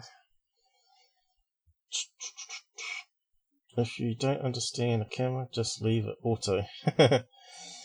Yes, or play around with it a lot. Not a very aerodynamic shape. Seeing a banner here, I think. So, oh, Alison actually agrees with me. So this is what happens. John joins me, and he joins me for, what, 4 months, is it? And now he's not interested in looking at UFO videos, because as soon as I look at it, I explain it to him, and he agrees with me, and then he decides that most of the UFO videos that he thought were legit are actually IFOs, identified flying objects, like banners and solar balloons and whatnot. And it's not so exciting anymore. I'm a buzzkill, I guess. So, yeah. If people want to watch that, I'll post the link to the side as well. And we'll see what else we can find. I should have a sip of drink meantime.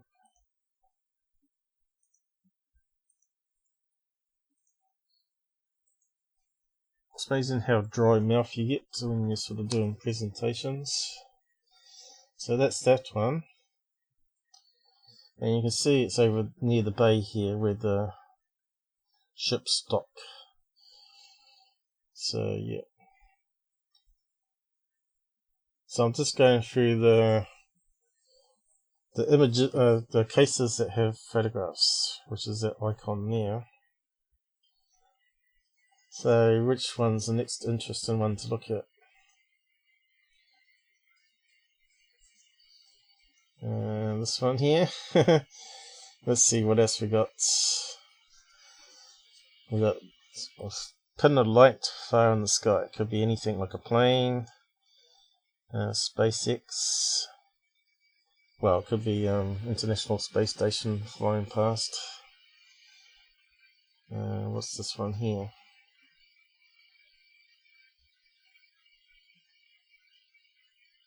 Ah, right, so it looks like we've got lens flare going on these ones here. You can see on the thumbnails. UFO, he's aiming at the sun coming up. You think people would understand lens flare, because in front of the sensor you've got a piece of glass that protects it from from fingers and all that sort of stuff. So it creates a image on the glass as it's going towards the lens, especially if it's bright. And so the sensor picks it up. And then you got the ones with the black sun where the sensor can't cope with so much light coming in that it turns black and creates these little black UFOs. There's another one.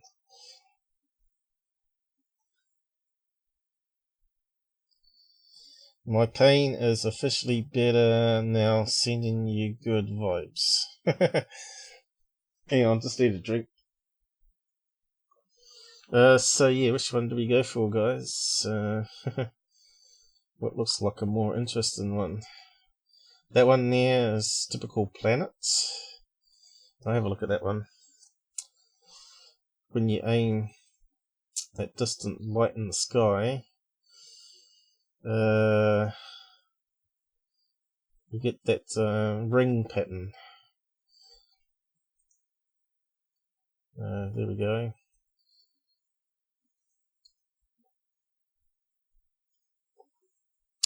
Planet Venus, I think. Looks like we're getting the echo, which is again part of the camera artifact through the glass. It's probably overexposing it. So what are they saying here?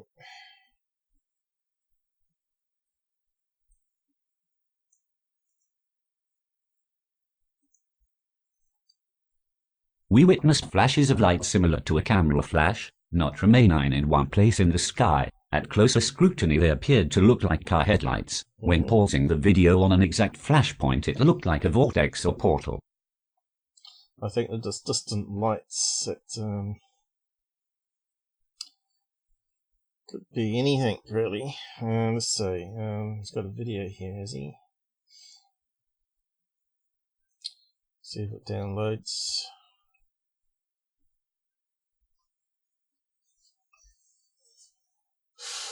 So straight away they're saying it's a portal. What was it? 6 minutes. Damn. Hope it speeds up. Okay, portal, vortex or portal.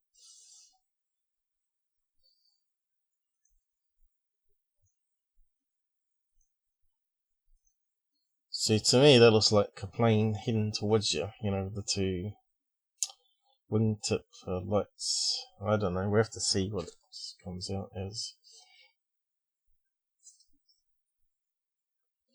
Obviously, it's far away though.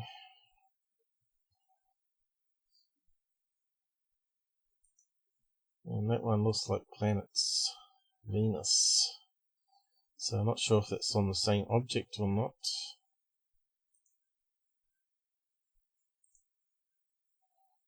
So if we type planet Venus via smartphone, let's see if we've got anything out there.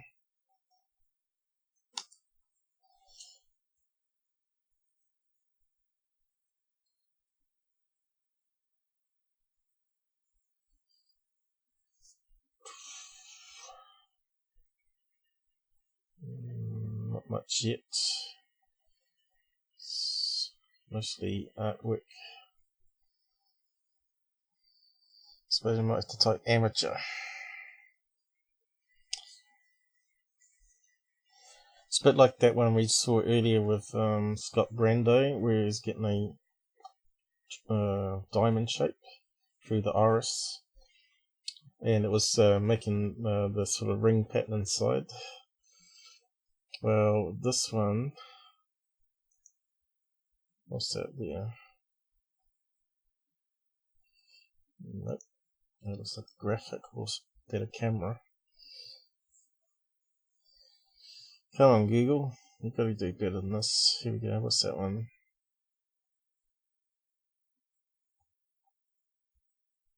Let's have a quick look at that one.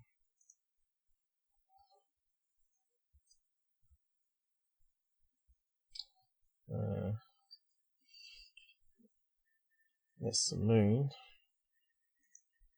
It looks a bit to me. Planet Venus.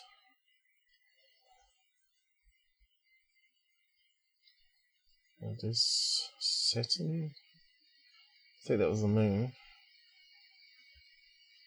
So this is what the apps do. You can hold up the apps to the sky and it overlays where the planets are and how they move. Heavens Above is one of the apps. Well, looks like it's still taking forever to come down, that one. 182 megabytes. MUFON is very slow.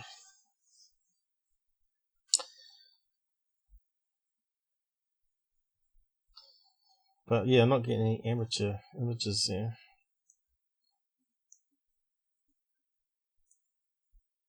Phone. Amateur.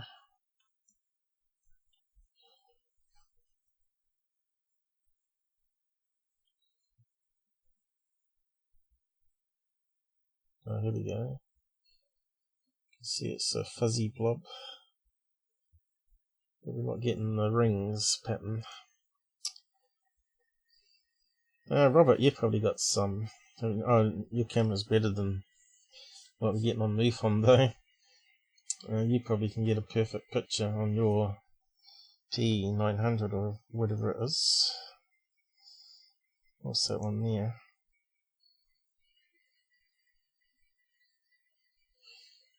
Let's see. Through a telescope. Okay, we got some here with the rings now. Something similar.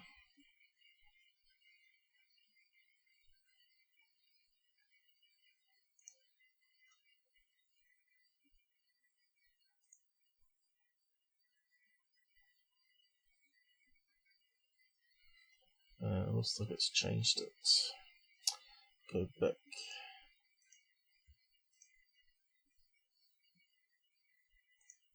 Look at that one. Although through a telescope's better than what that guy's going to get.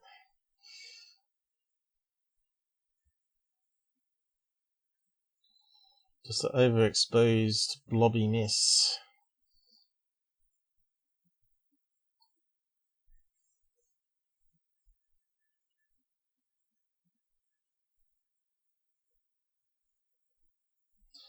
Phone cameras aren't designed to take good photographs.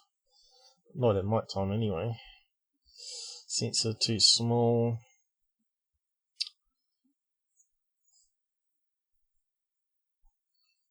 How's it going? Is it still downloading? I'll have to come back to that one. Yeah, I thought I'd better find some pictures that we're looking for. I think we probably have to type in ring pattern or something. Venus, planet, ring artifact maybe.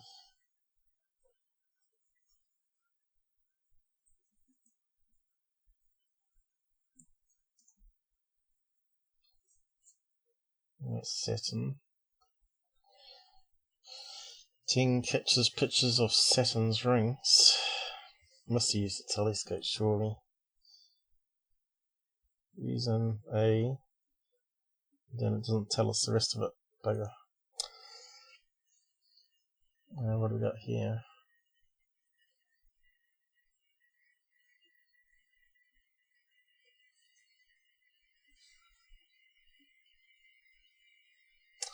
Yeah, we've looked at this before and I've had videos of it.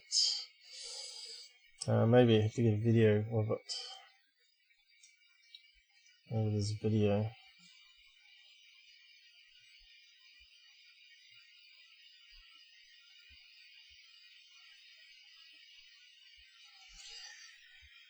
It's frustrating.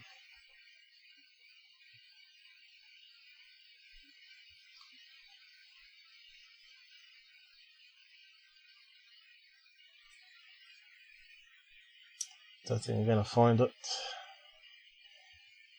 For example. No. What's that one? That sounds like CGI, that one. Something slams into Jupiter. So look at these main pictures here, they're pretty dang good. And yet you get these UFO channels like Bruce Sees All, and are just like out of focus, blurry mess. And yet some people in the back here can get fabulous shots with their just the P1000s, P900s, P800 probably. Amateur Australian. See, look how good that one is from his camera. But he's got a 20-inch telescope hooked up. So and you compare that to Bruce Sees All nonsense.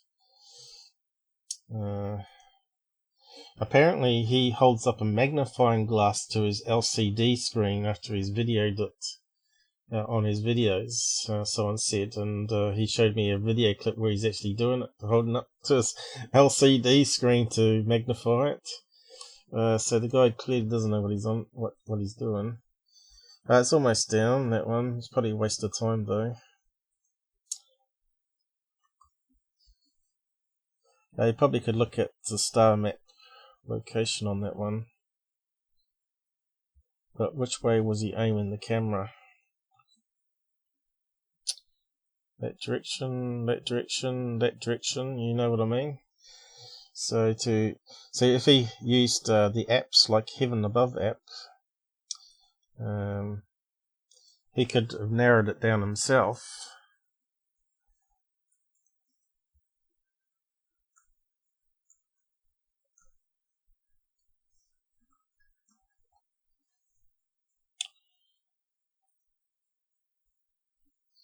And there's some screenshots of the app.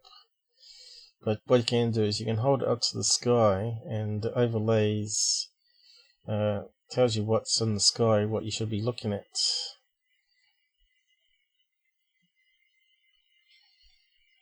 And if it doesn't come up with any planets or anything like that, then you use the Flight Radar app to check for planes. So you have these two apps on your phone. Or you can use the apps afterwards to see any planes passed in front where you were standing. So you can see what I use on the computer here is similar to what you can get on the phone.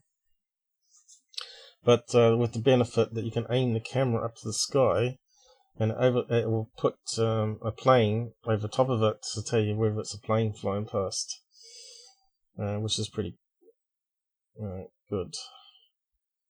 Makes it easier to identify, you see.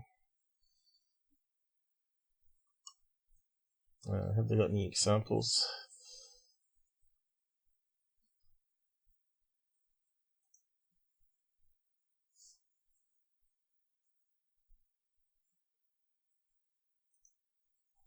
It's finished downloading now anyway, so just see what it plays like. Probably a waste of time. What can you see there, guys? Because I'm not seeing anything at the moment. Looks like it's not playing very well. It's making a funny sound.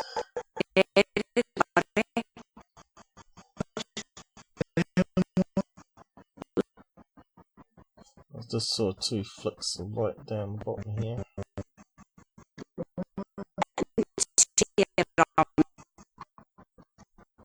Why is it playing crazy like that? It's like it's on very, very slow mo.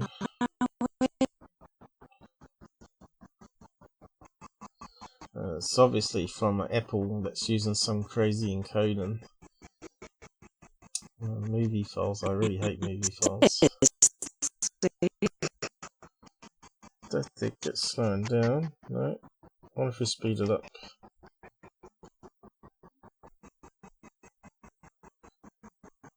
Something here.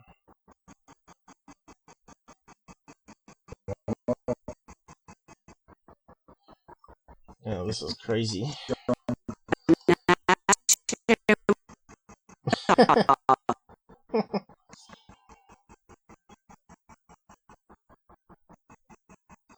Good camera work.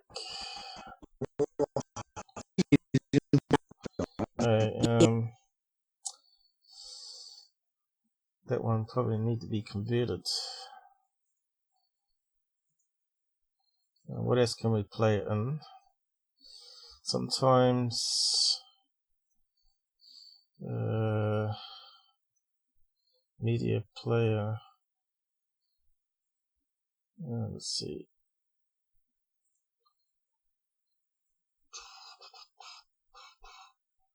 What options we got? Windows Media Player Classic. Sometimes fixes it because it's got some it uses its own external codec to decode it. Don't see it in the list though. Windows Media Player, where is it?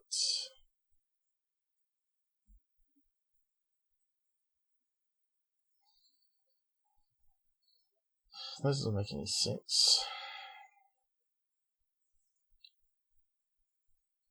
Suppose we could try Windows Player. That sucks generally though.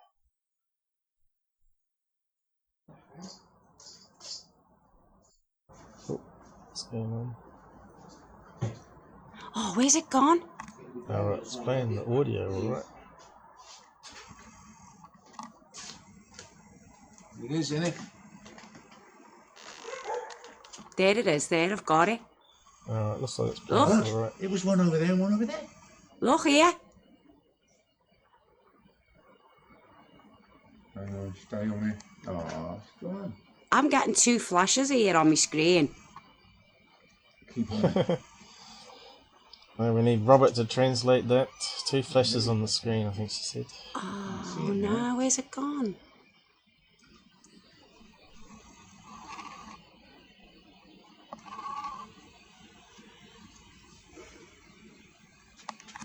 Oh, you bastard. There it is, there. I can still see it. Where are you looking? Is it playing lights blinking?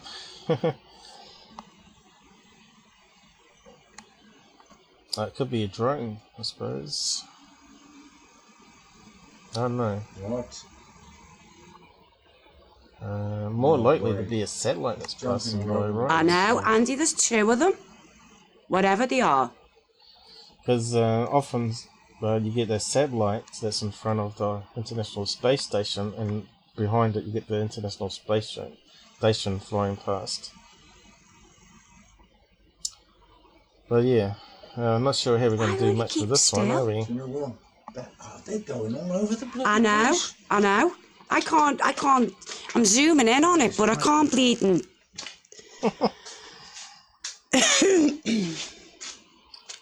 There is loads of stars out. Can you see them clearly now? The No. flashes have they gone? So I wonder what the camera settings are set to, huh? Yeah, Wow, that was the weirdest thing. wasn't it? Did you get that on video? Yeah. But when I was zooming in on it, it kept flashing everywhere. Yeah. Can't hold it. Oh dear. So I'm not sure. We can't take a There it is, snapshot there, on I've got this. Look here. It was one over there. So it could be LED blinks blinking off and on, as far as we can tell here.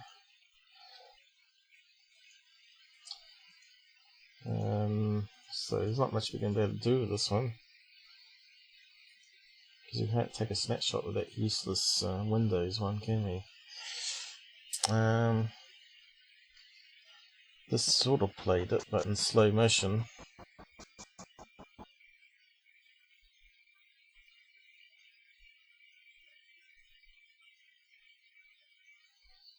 Trying to get it where it flashes up, but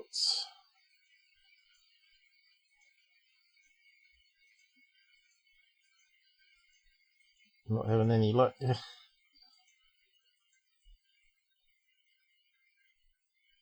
you can see it's only a few pixels too. I think she was trying to zoom in and out, wasn't she? Here we go. Just saw it then.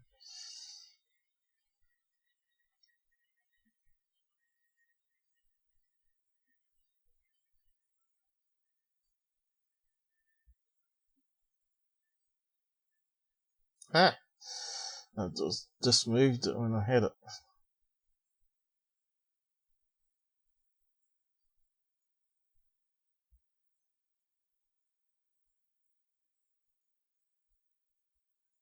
You know, I think it's two lead balloons close together there, and probably the other one is a single one. Further away from the bunch. There we go. She's zooming in and out, that's the problem.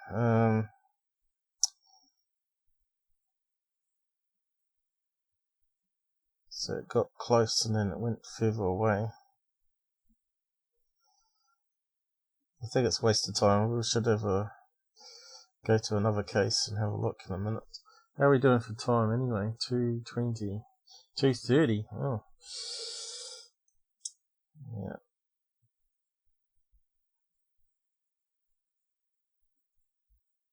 It was here. Why can't I see it now?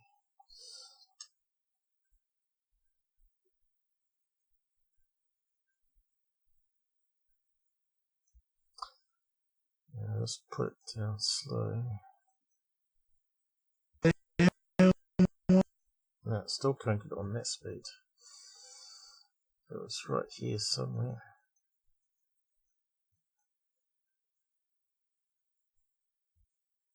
It flashes really quick.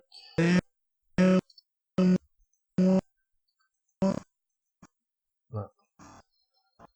No, not worth wasting time on that, I don't think. Probably have to put it in an editor. And then step through all the frames. Unfortunately, I don't think it's going to work with the frame.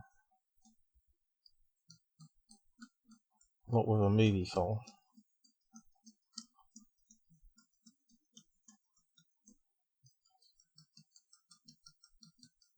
Don't think it's moving, is it?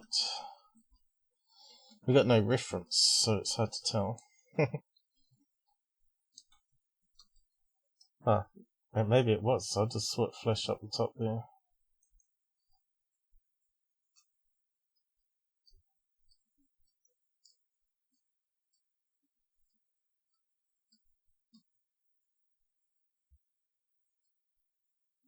Unfortunately, back frame doesn't work. So that would make it a lot easier. Can only go forward because of the way it encodes the video, of course. Has to go forward, it can't go back unless it buffers, unless I've improved the player, of course. Why can't I find it now?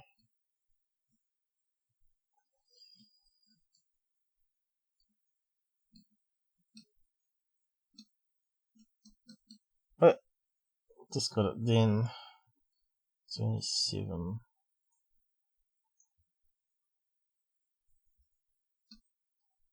It's got to be something better to look at than this. You can see this would probably be frustrating to MUFON to analyze this one.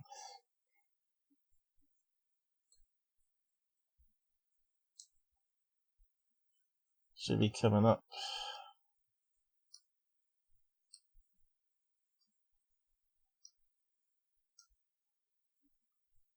'27.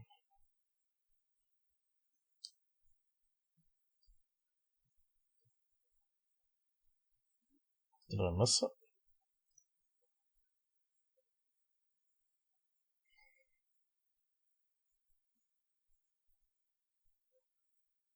Were you talking about the lingo? I thought it was Scottish. You reckon it's Liverpool?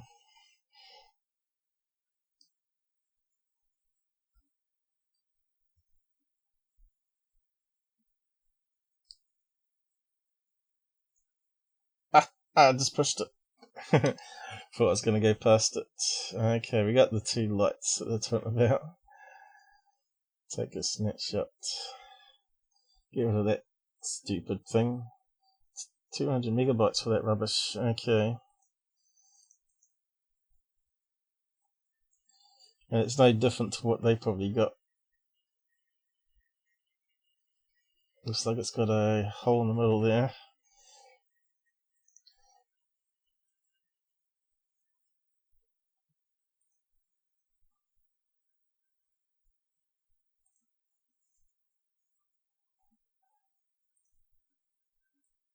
I think she had it zoomed in, it was down here a bit better on the front, but we couldn't quite get, right? But there was digital zoom, so it probably bleeds quality. So that's what we got.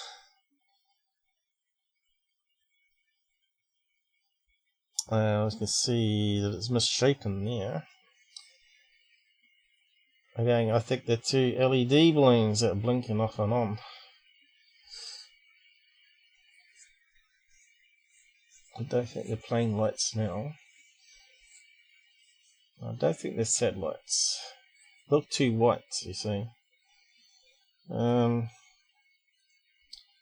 the hole in the center here, kind of weird.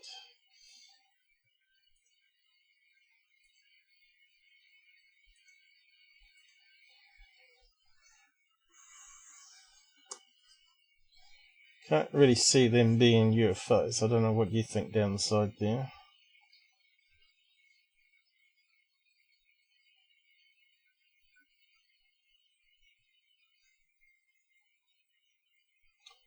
And you see they're out of focus.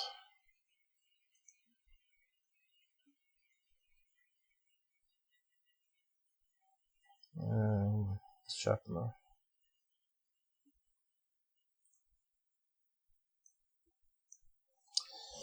Okay.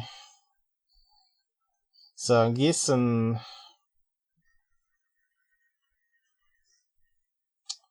somehow they photographed the two lights because they look better on the web page to what I'm getting. That looks like it could be a photograph. Let's save that one and check the metadata.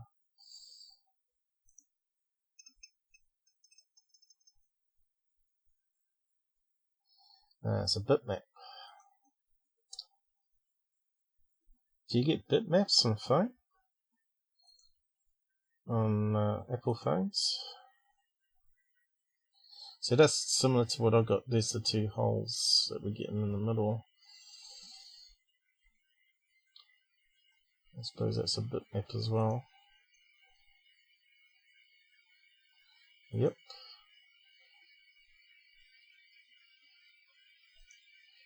And run it through metadata.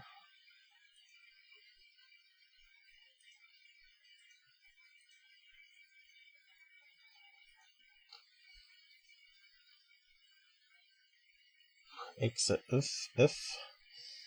exit information, extended information. I mean, let's see which one, that GUI one, yeah. So, blank, no camera model. So they must have stuck it in some window editing software and did it themselves. Doesn't seem to be anything in there. Windows version 3.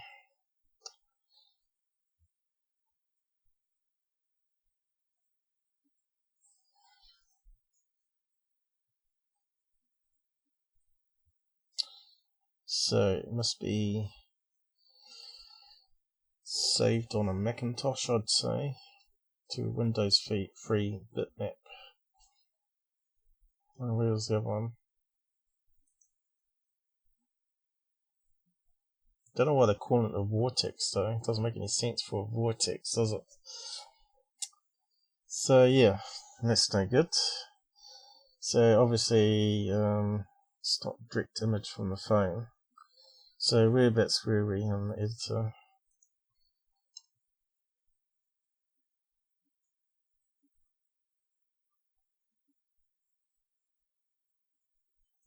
Looks like there's something behind here. I'll just you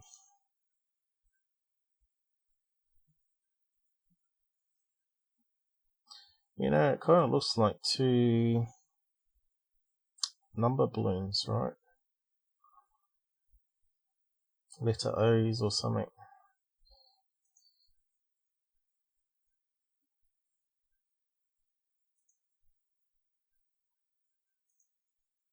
Let's just sharpen that one.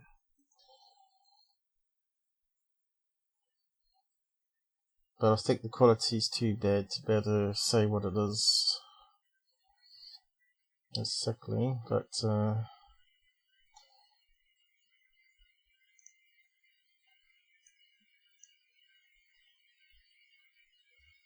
Did that sharpen it?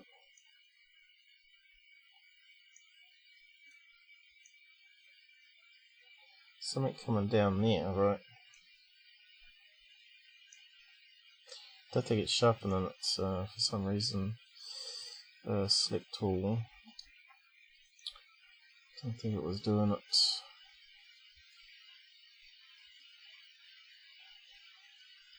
Frozen.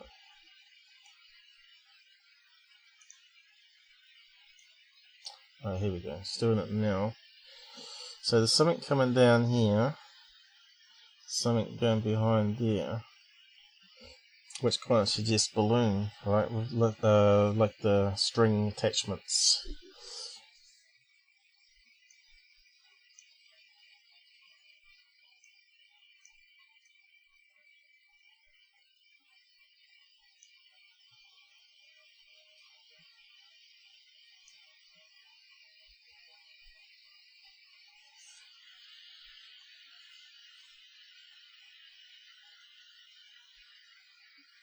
In fact, that looks like it's sort of like a tube bending around on itself. Almost looks like the end of a tube there.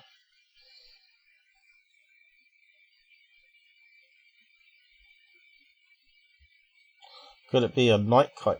It's possible.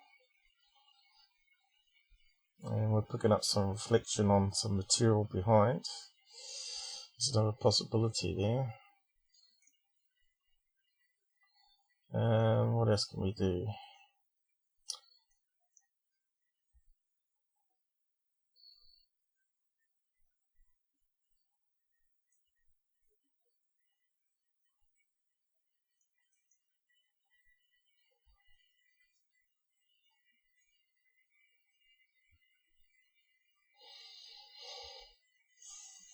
No, I don't think they're UFOs anyway.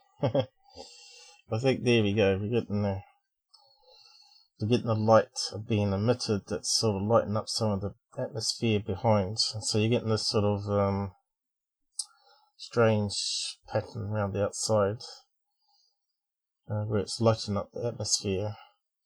But it did look like it had something coming down here and something down behind here. See here, it's like a different colour. Where there might be attachment. So let's have a look at their ones.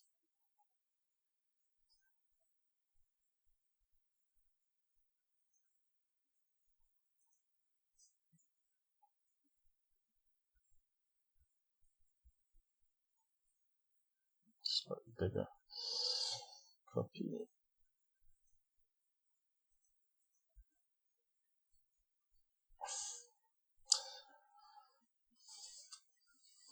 I think they may have taken an image and they may have cropped it on some software, and that's why the images are better than what we're getting off video.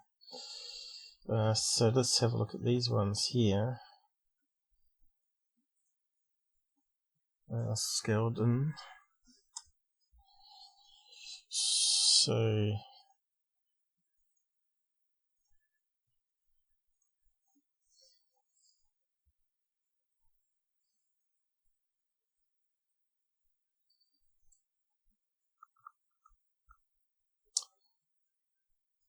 looks like a smiley face there, doesn't it? Looks like it's got a smile going around there. And it looks like it's got two black eyes and a mouth down the bottom. Ghosts. Ghost orbs.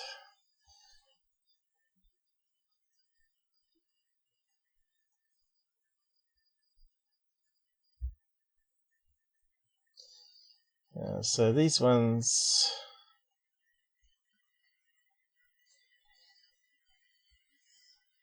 still could be tubes, right?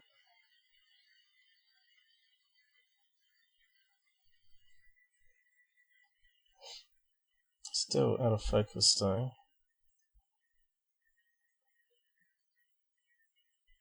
But what's interesting though, it does look like it's got that straight sides happening now. See that? Which is typical of those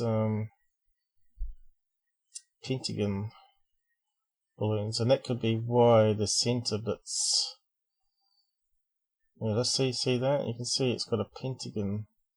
1, 2, 3, 4, 5, 6. No, it's hexagon shape. 1, 2, 3, 4, 5, 6. 2 hexagon balloons. And that looks like it could be 2 sun balloons even. Could that be like a happy face, like a sun? And it's got the frilly bits on the outside that's sort of picking up the light. Crazy. Kind of looks like a sun balloon with the 2 eyes in the middle and the face. Let's see.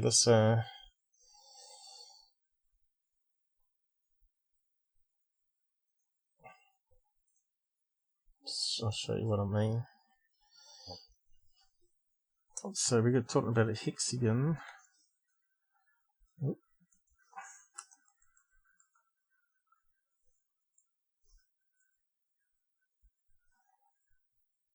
Sun balloon, maybe. Try that one.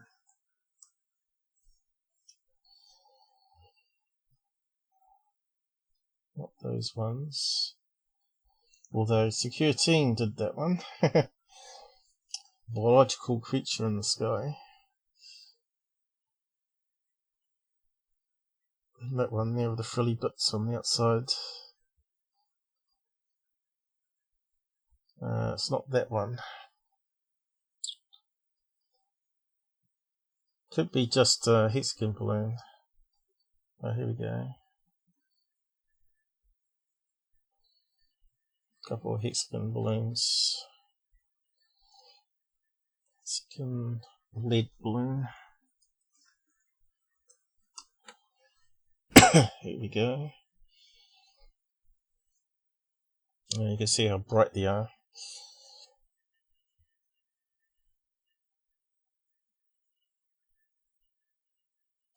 And get them in different colours. But they're more latex ones, these ones, rubbery. Rather than the... And you've got the clear ones here. I was after the hexagon shaped ones. And it's not going to give it to us.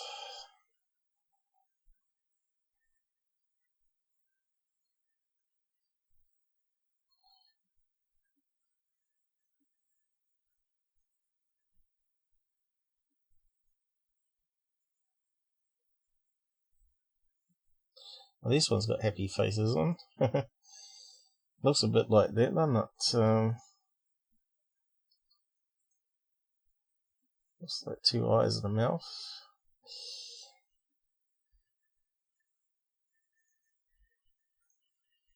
Kind of looks very similar to these ones.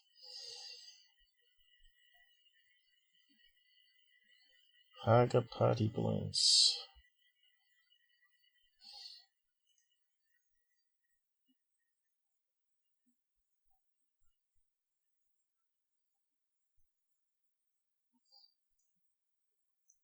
Let's see.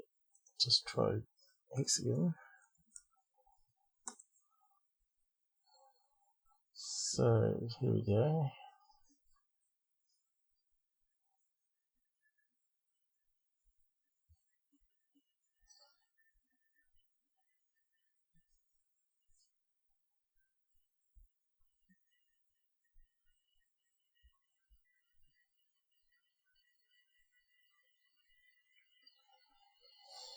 Nothing's popping up.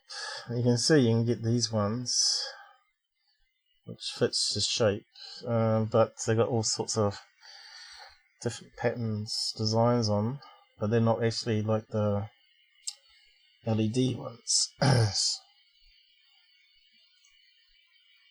1, 2, 3, 4, 5, 6. Maybe there's 7 corners. 1, 2, 3, 4, 5, 6. 1, 2. It's a bit hard to tell. 1, 2, 3, 4, 5, 6. No, it's got to be 6-sided.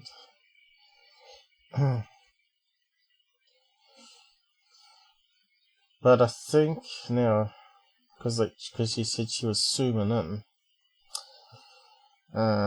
it's that iris thing again I was talking about at the very beginning. So she's probably zooming in here, and we're getting that shape of the iris of the camera. So they're probably just the regular lead balloons that we were looking at before. I think that's what it is. They're not actually. See, we haven't actually got a pure image of it being zoomed in. So as you zoom in, you get this pattern happen, which we pointed out earlier. I think that's what we're looking at now. Iris hexagon. Just recap it in case we've got newcomers watching. So yeah, you get this pattern of the shutter of the camera when they zoom in too far, and it's trying to amplify the light. So I think that's what we're getting. So you can see here it's happening too. So we're just looking at a bright light in the sky, and there it looks like another lead balloon. I think that's what it is there, another lead balloon behind where the lights are just momentarily turned off. We actually did save that one too, so let's have a look at that one. That wasn't it. Bitmap, that one.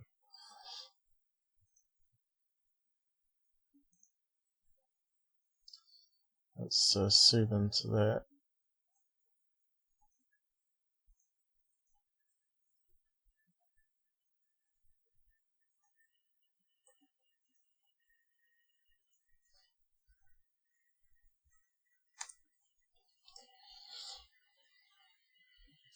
So yeah, it definitely looks like another object behind it here, which where the lights have gone out.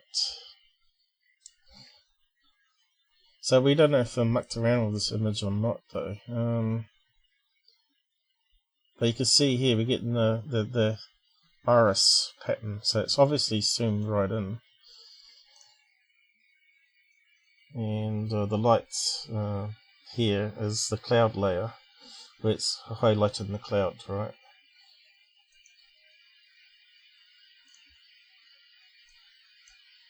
And you now see the other objects behind.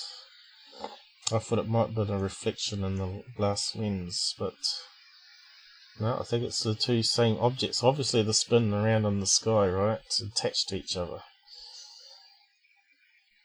Just two little lead balloons that are blinking, and the batteries are probably fading in them.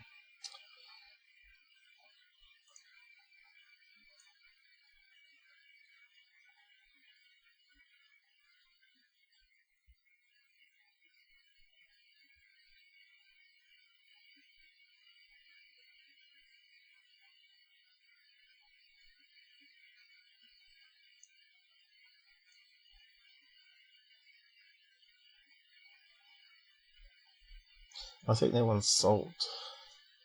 So you can almost see the reflection of part of the balloon edge in here. So all this around the outside is artifact because it's lighting up the cloud it's going through. And this shape occurring here is because it's zoomed in too much. And we get the shape of the iris of the camera. Because this one here, you can see it looks more round.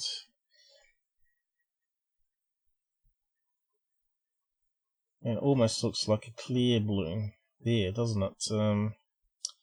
Because we'd probably see a bit more reflection of this one on the outside of this here. It's probably one of those clear balloons with the bright white light in it flashing. See, now that's the actual balloon that we're looking at here, I think. And there's the other balloon here. And the rest of it is where it's lighting up the cloud from overexposure. Anyway, it's about the best I can do on that one.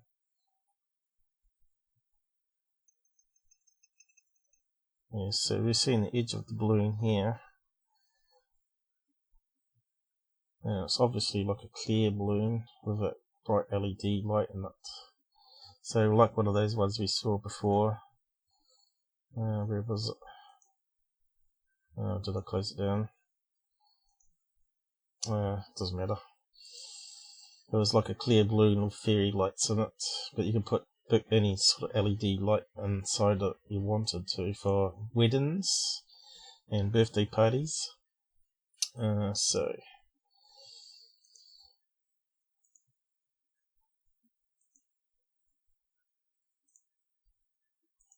just close those down to free up some memory.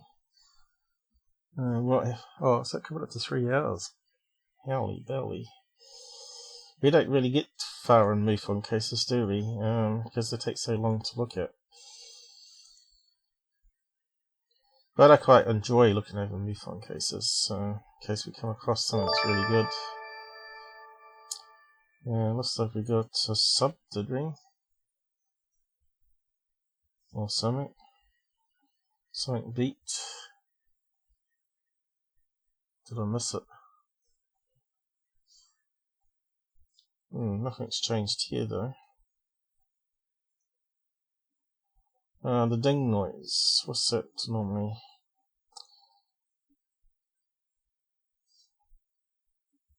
It's not going to tell us. I think that's like some other thing that it notifies us when it rings a bell. Anyway, let's have a look at something else. On for that time though.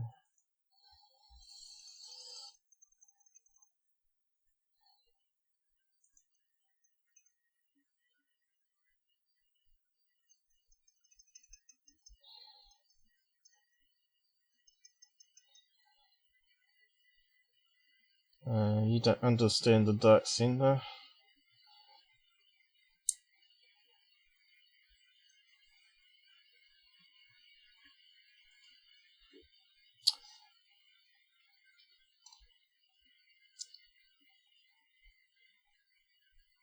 Yeah, I don't think there's anything more interesting.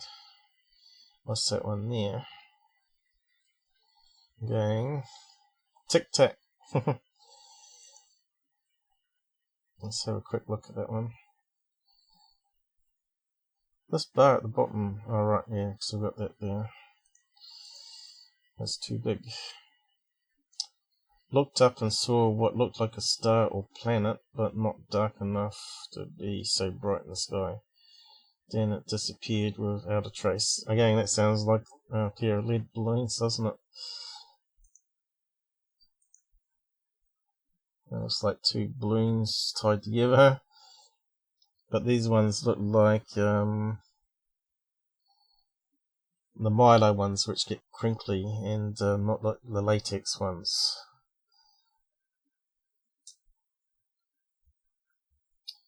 You can see here they've got the sort of dark bit happening as well in the middle. We'll just save it. Well, it looks like it's not. It looks like they're zoomed in on the picture there, eh? And that one does too. Here's the original here, so we'll get that one.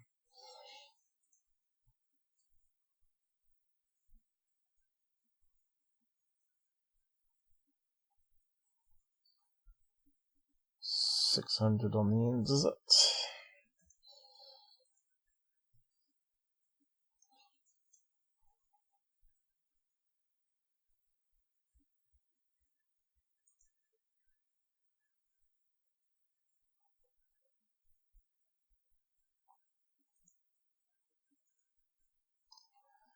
$600, where is it?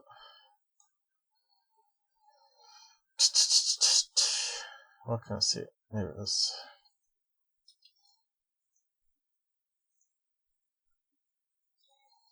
Okay. Is it a plane? Is it balloons? Is it a bird? And you have to go through the list. Could be. So now we're getting an image similar to his.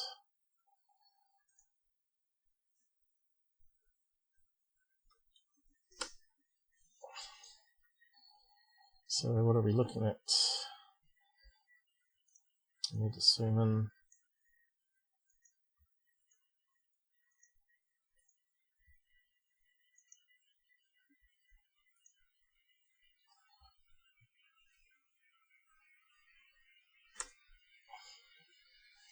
Could it be a bird?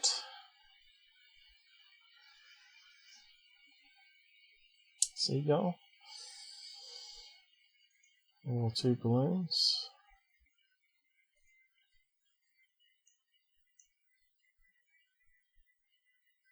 Oh, we've got the cloud behind. I don't think it's a cloud itself, is it? They do form and disappear quite quickly.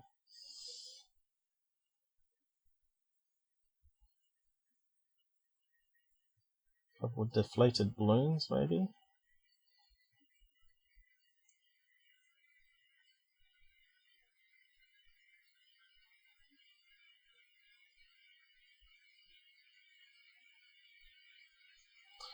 And we need a video of it. See how it's spinning in the sky, right?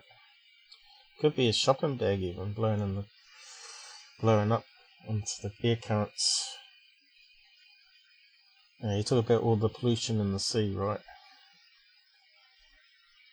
Well, if that's a UFO, it's certainly a strange looking alien craft.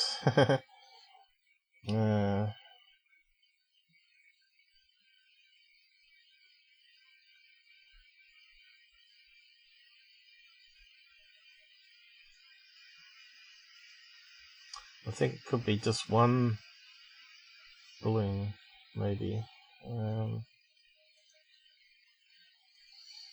Bit hard to tell.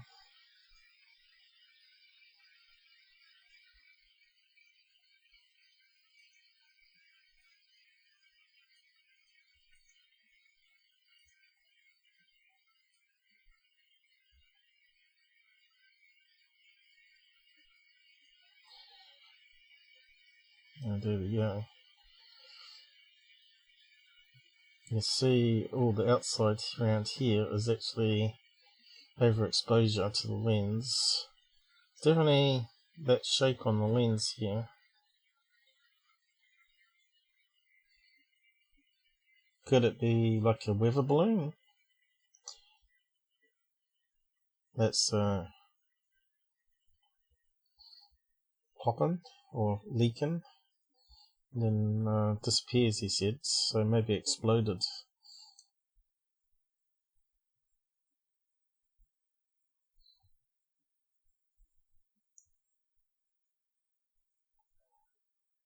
Yeah, so it's certainly a strange shape.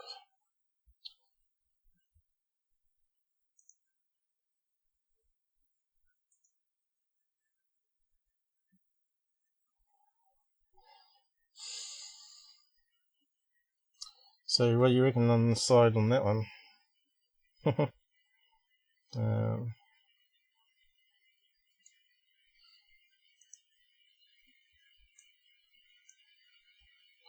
It doesn't look like it's got wing flap motion there though.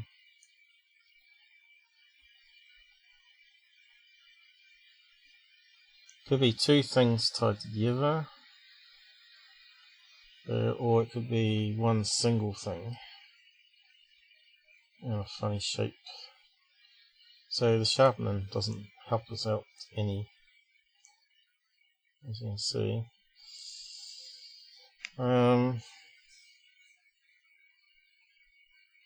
Anybody's guess on that one? You probably would have to go to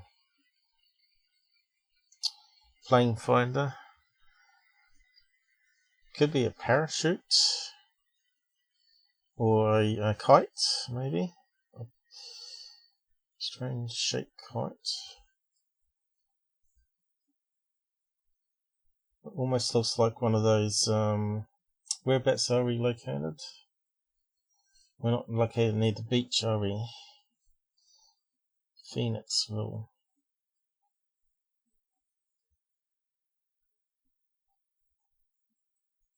Pennsylvania. Could it be some sort of kite?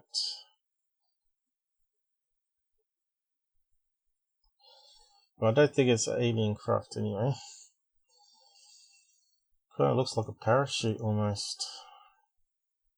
You know, the like the kites they use at the beach for surfing, but like that sort of escaped, and it's crinkled on the sides here as it sort of lost tension. It looks like one of those windsurfing things, but because it's not near the beach, I don't know. Windsurfing balloon. Well, they call it kites, I guess. It's kind of what it looks like. Like one of these suckers that sort of got away. A white one like that up in the corner. Look. Always has that shape, you see. And if you lose the tension, all the sides are going to go crinkly in. But I'm not too sure why that'd be in the middle of that town there. There was no lakes or anything. See, there's another one.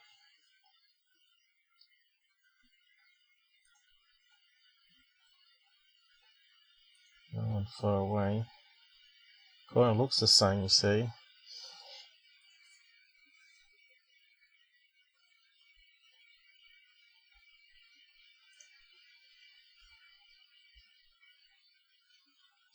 There's a good one. Let's see, what was the location? Don't think there's a lake there, but we'll have a look.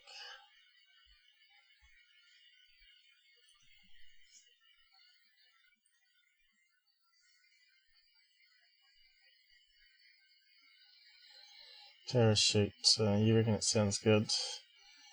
Could it be like an aerial display, like over a football stadium, and it shoots open and flapping in the wind? It's possible. Could be a military base there, I guess. Oh,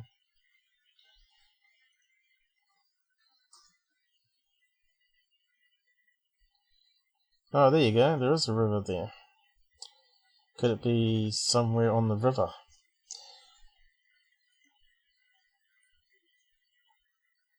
Well, how about that?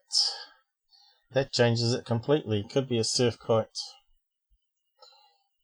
And that's why you need a video to see how he's seen it from his angle. So from far away, a white surf kite, because we've got no idea how high up it is, have we?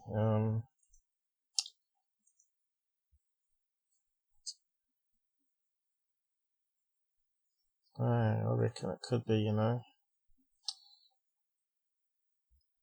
surf kite, 1 mile, over 1 mile, 500 feet. So that would fit a surf kite, wouldn't it?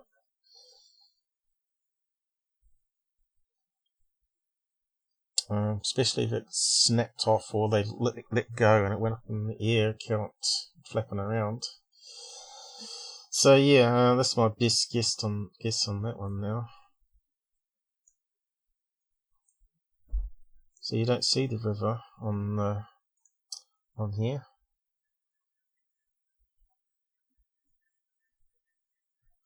Can't see it on that map, but it is there. Look, a very faint blue line, I think. That's why you got to use Google Maps a wee bit better. Satellite view.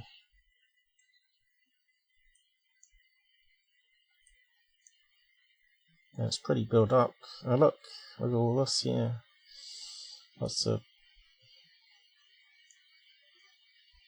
grassy bits.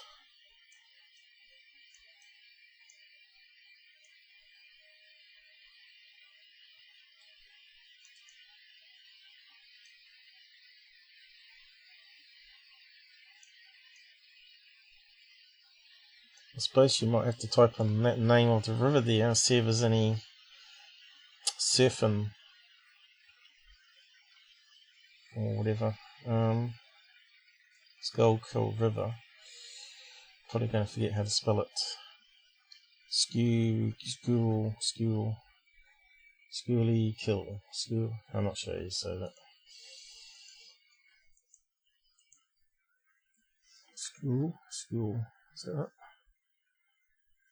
Oh, already forgotten. Kill, not Vil. River. Surf.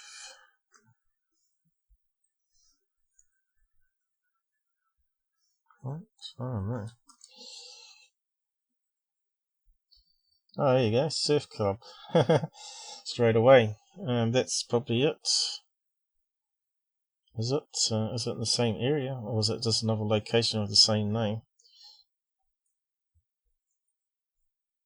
How'd you say that? Schuylkill River. Schuylkill. Alright, I suppose. Shoe. Kill your shoe. It's in the right place, isn't it? Schuylkill. Why would you go surfing on a river, though?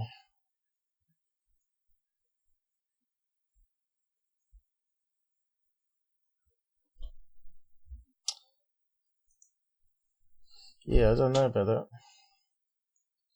Doesn't look like a river there, though.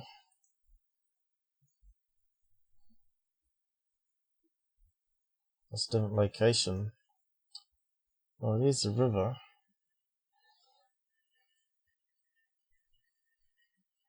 There's the bridge we saw.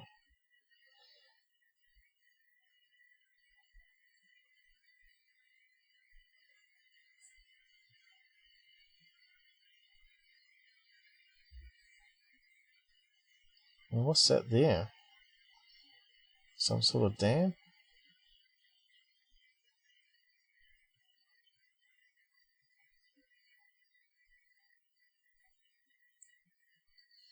Well, they got canoes. I could see someone using a surf kite, zooming along with the air currents, right? I think it's possible.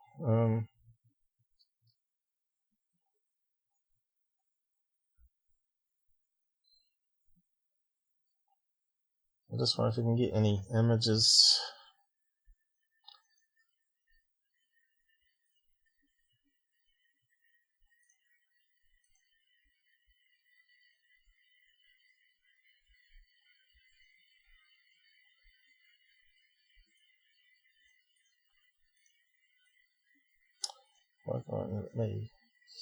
Why won't it let me select it?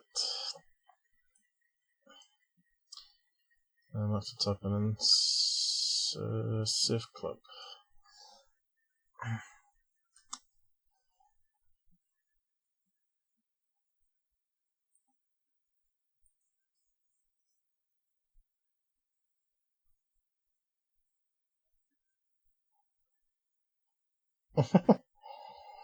Yes, I can see what their attention's focused on there. And that's not helping us much, is it?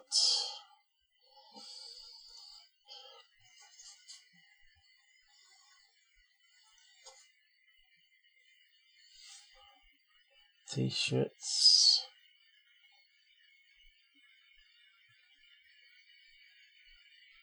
I don't understand how they can surf on a river.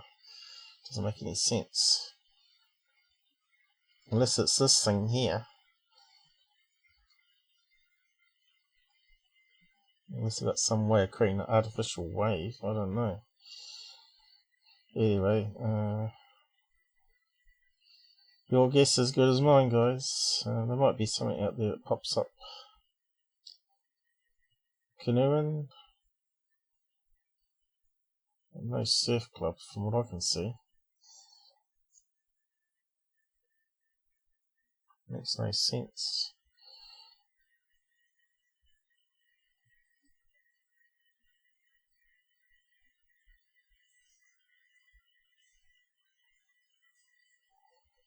What's that there?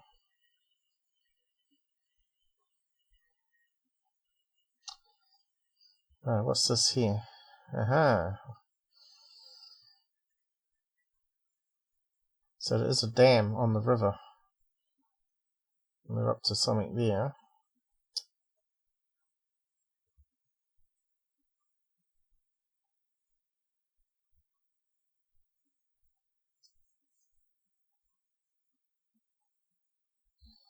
It's interesting looking at people's photographs though. All these different places in the world that you can go and see.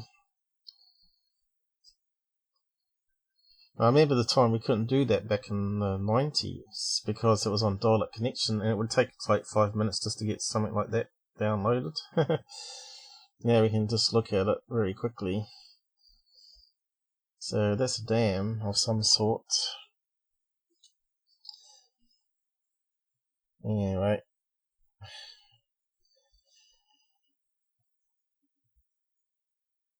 Could be a kite as well. Let's type in kite. Might be a kite club. I don't know.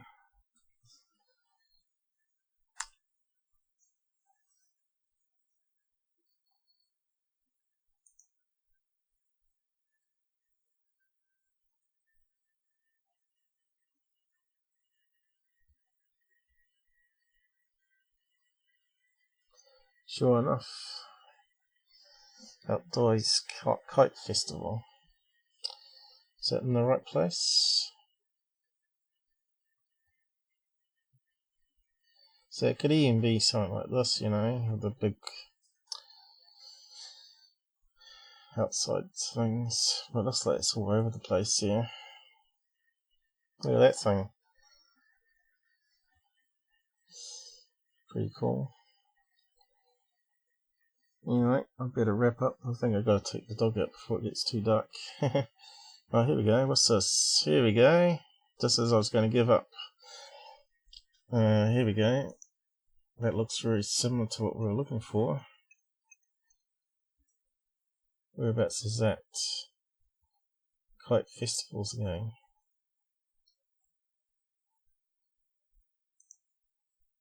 And this one here.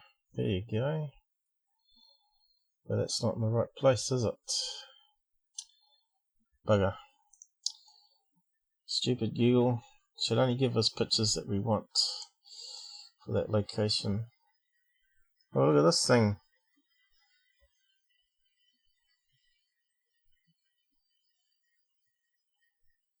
Duck boats to move from Delaware.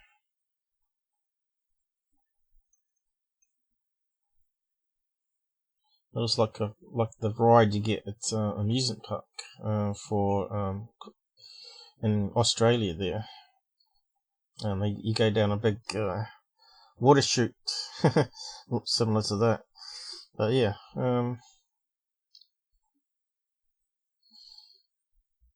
enough of that, I guess. Interesting though, although it wasn't really UFO-y in the end.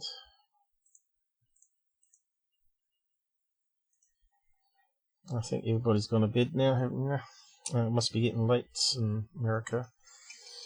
What is it? Must be getting past midnight there, isn't it? So yeah, thanks for joining us, guys. It's good to have a few people watching. I still want you guys to come on and talk about UFO sightings instead of me doing the boring stuff of looking at UFO stalker stuff and viral videos, which gets kind of a bit boring after a while because it's always the same type of thing that channels keep putting up: balloons, birds, fakes. Just close that down. So yeah, I'm not sure who's out there with us still. Are you still there, Alison? You need to get that iTunes working so you can download the apps. I think Robert might have gone back to bed. Okay. Thanks for 2 likes, that's better than none.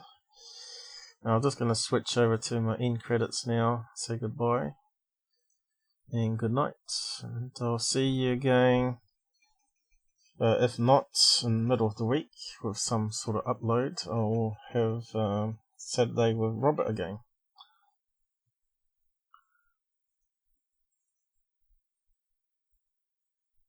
How's it playing? Sure is.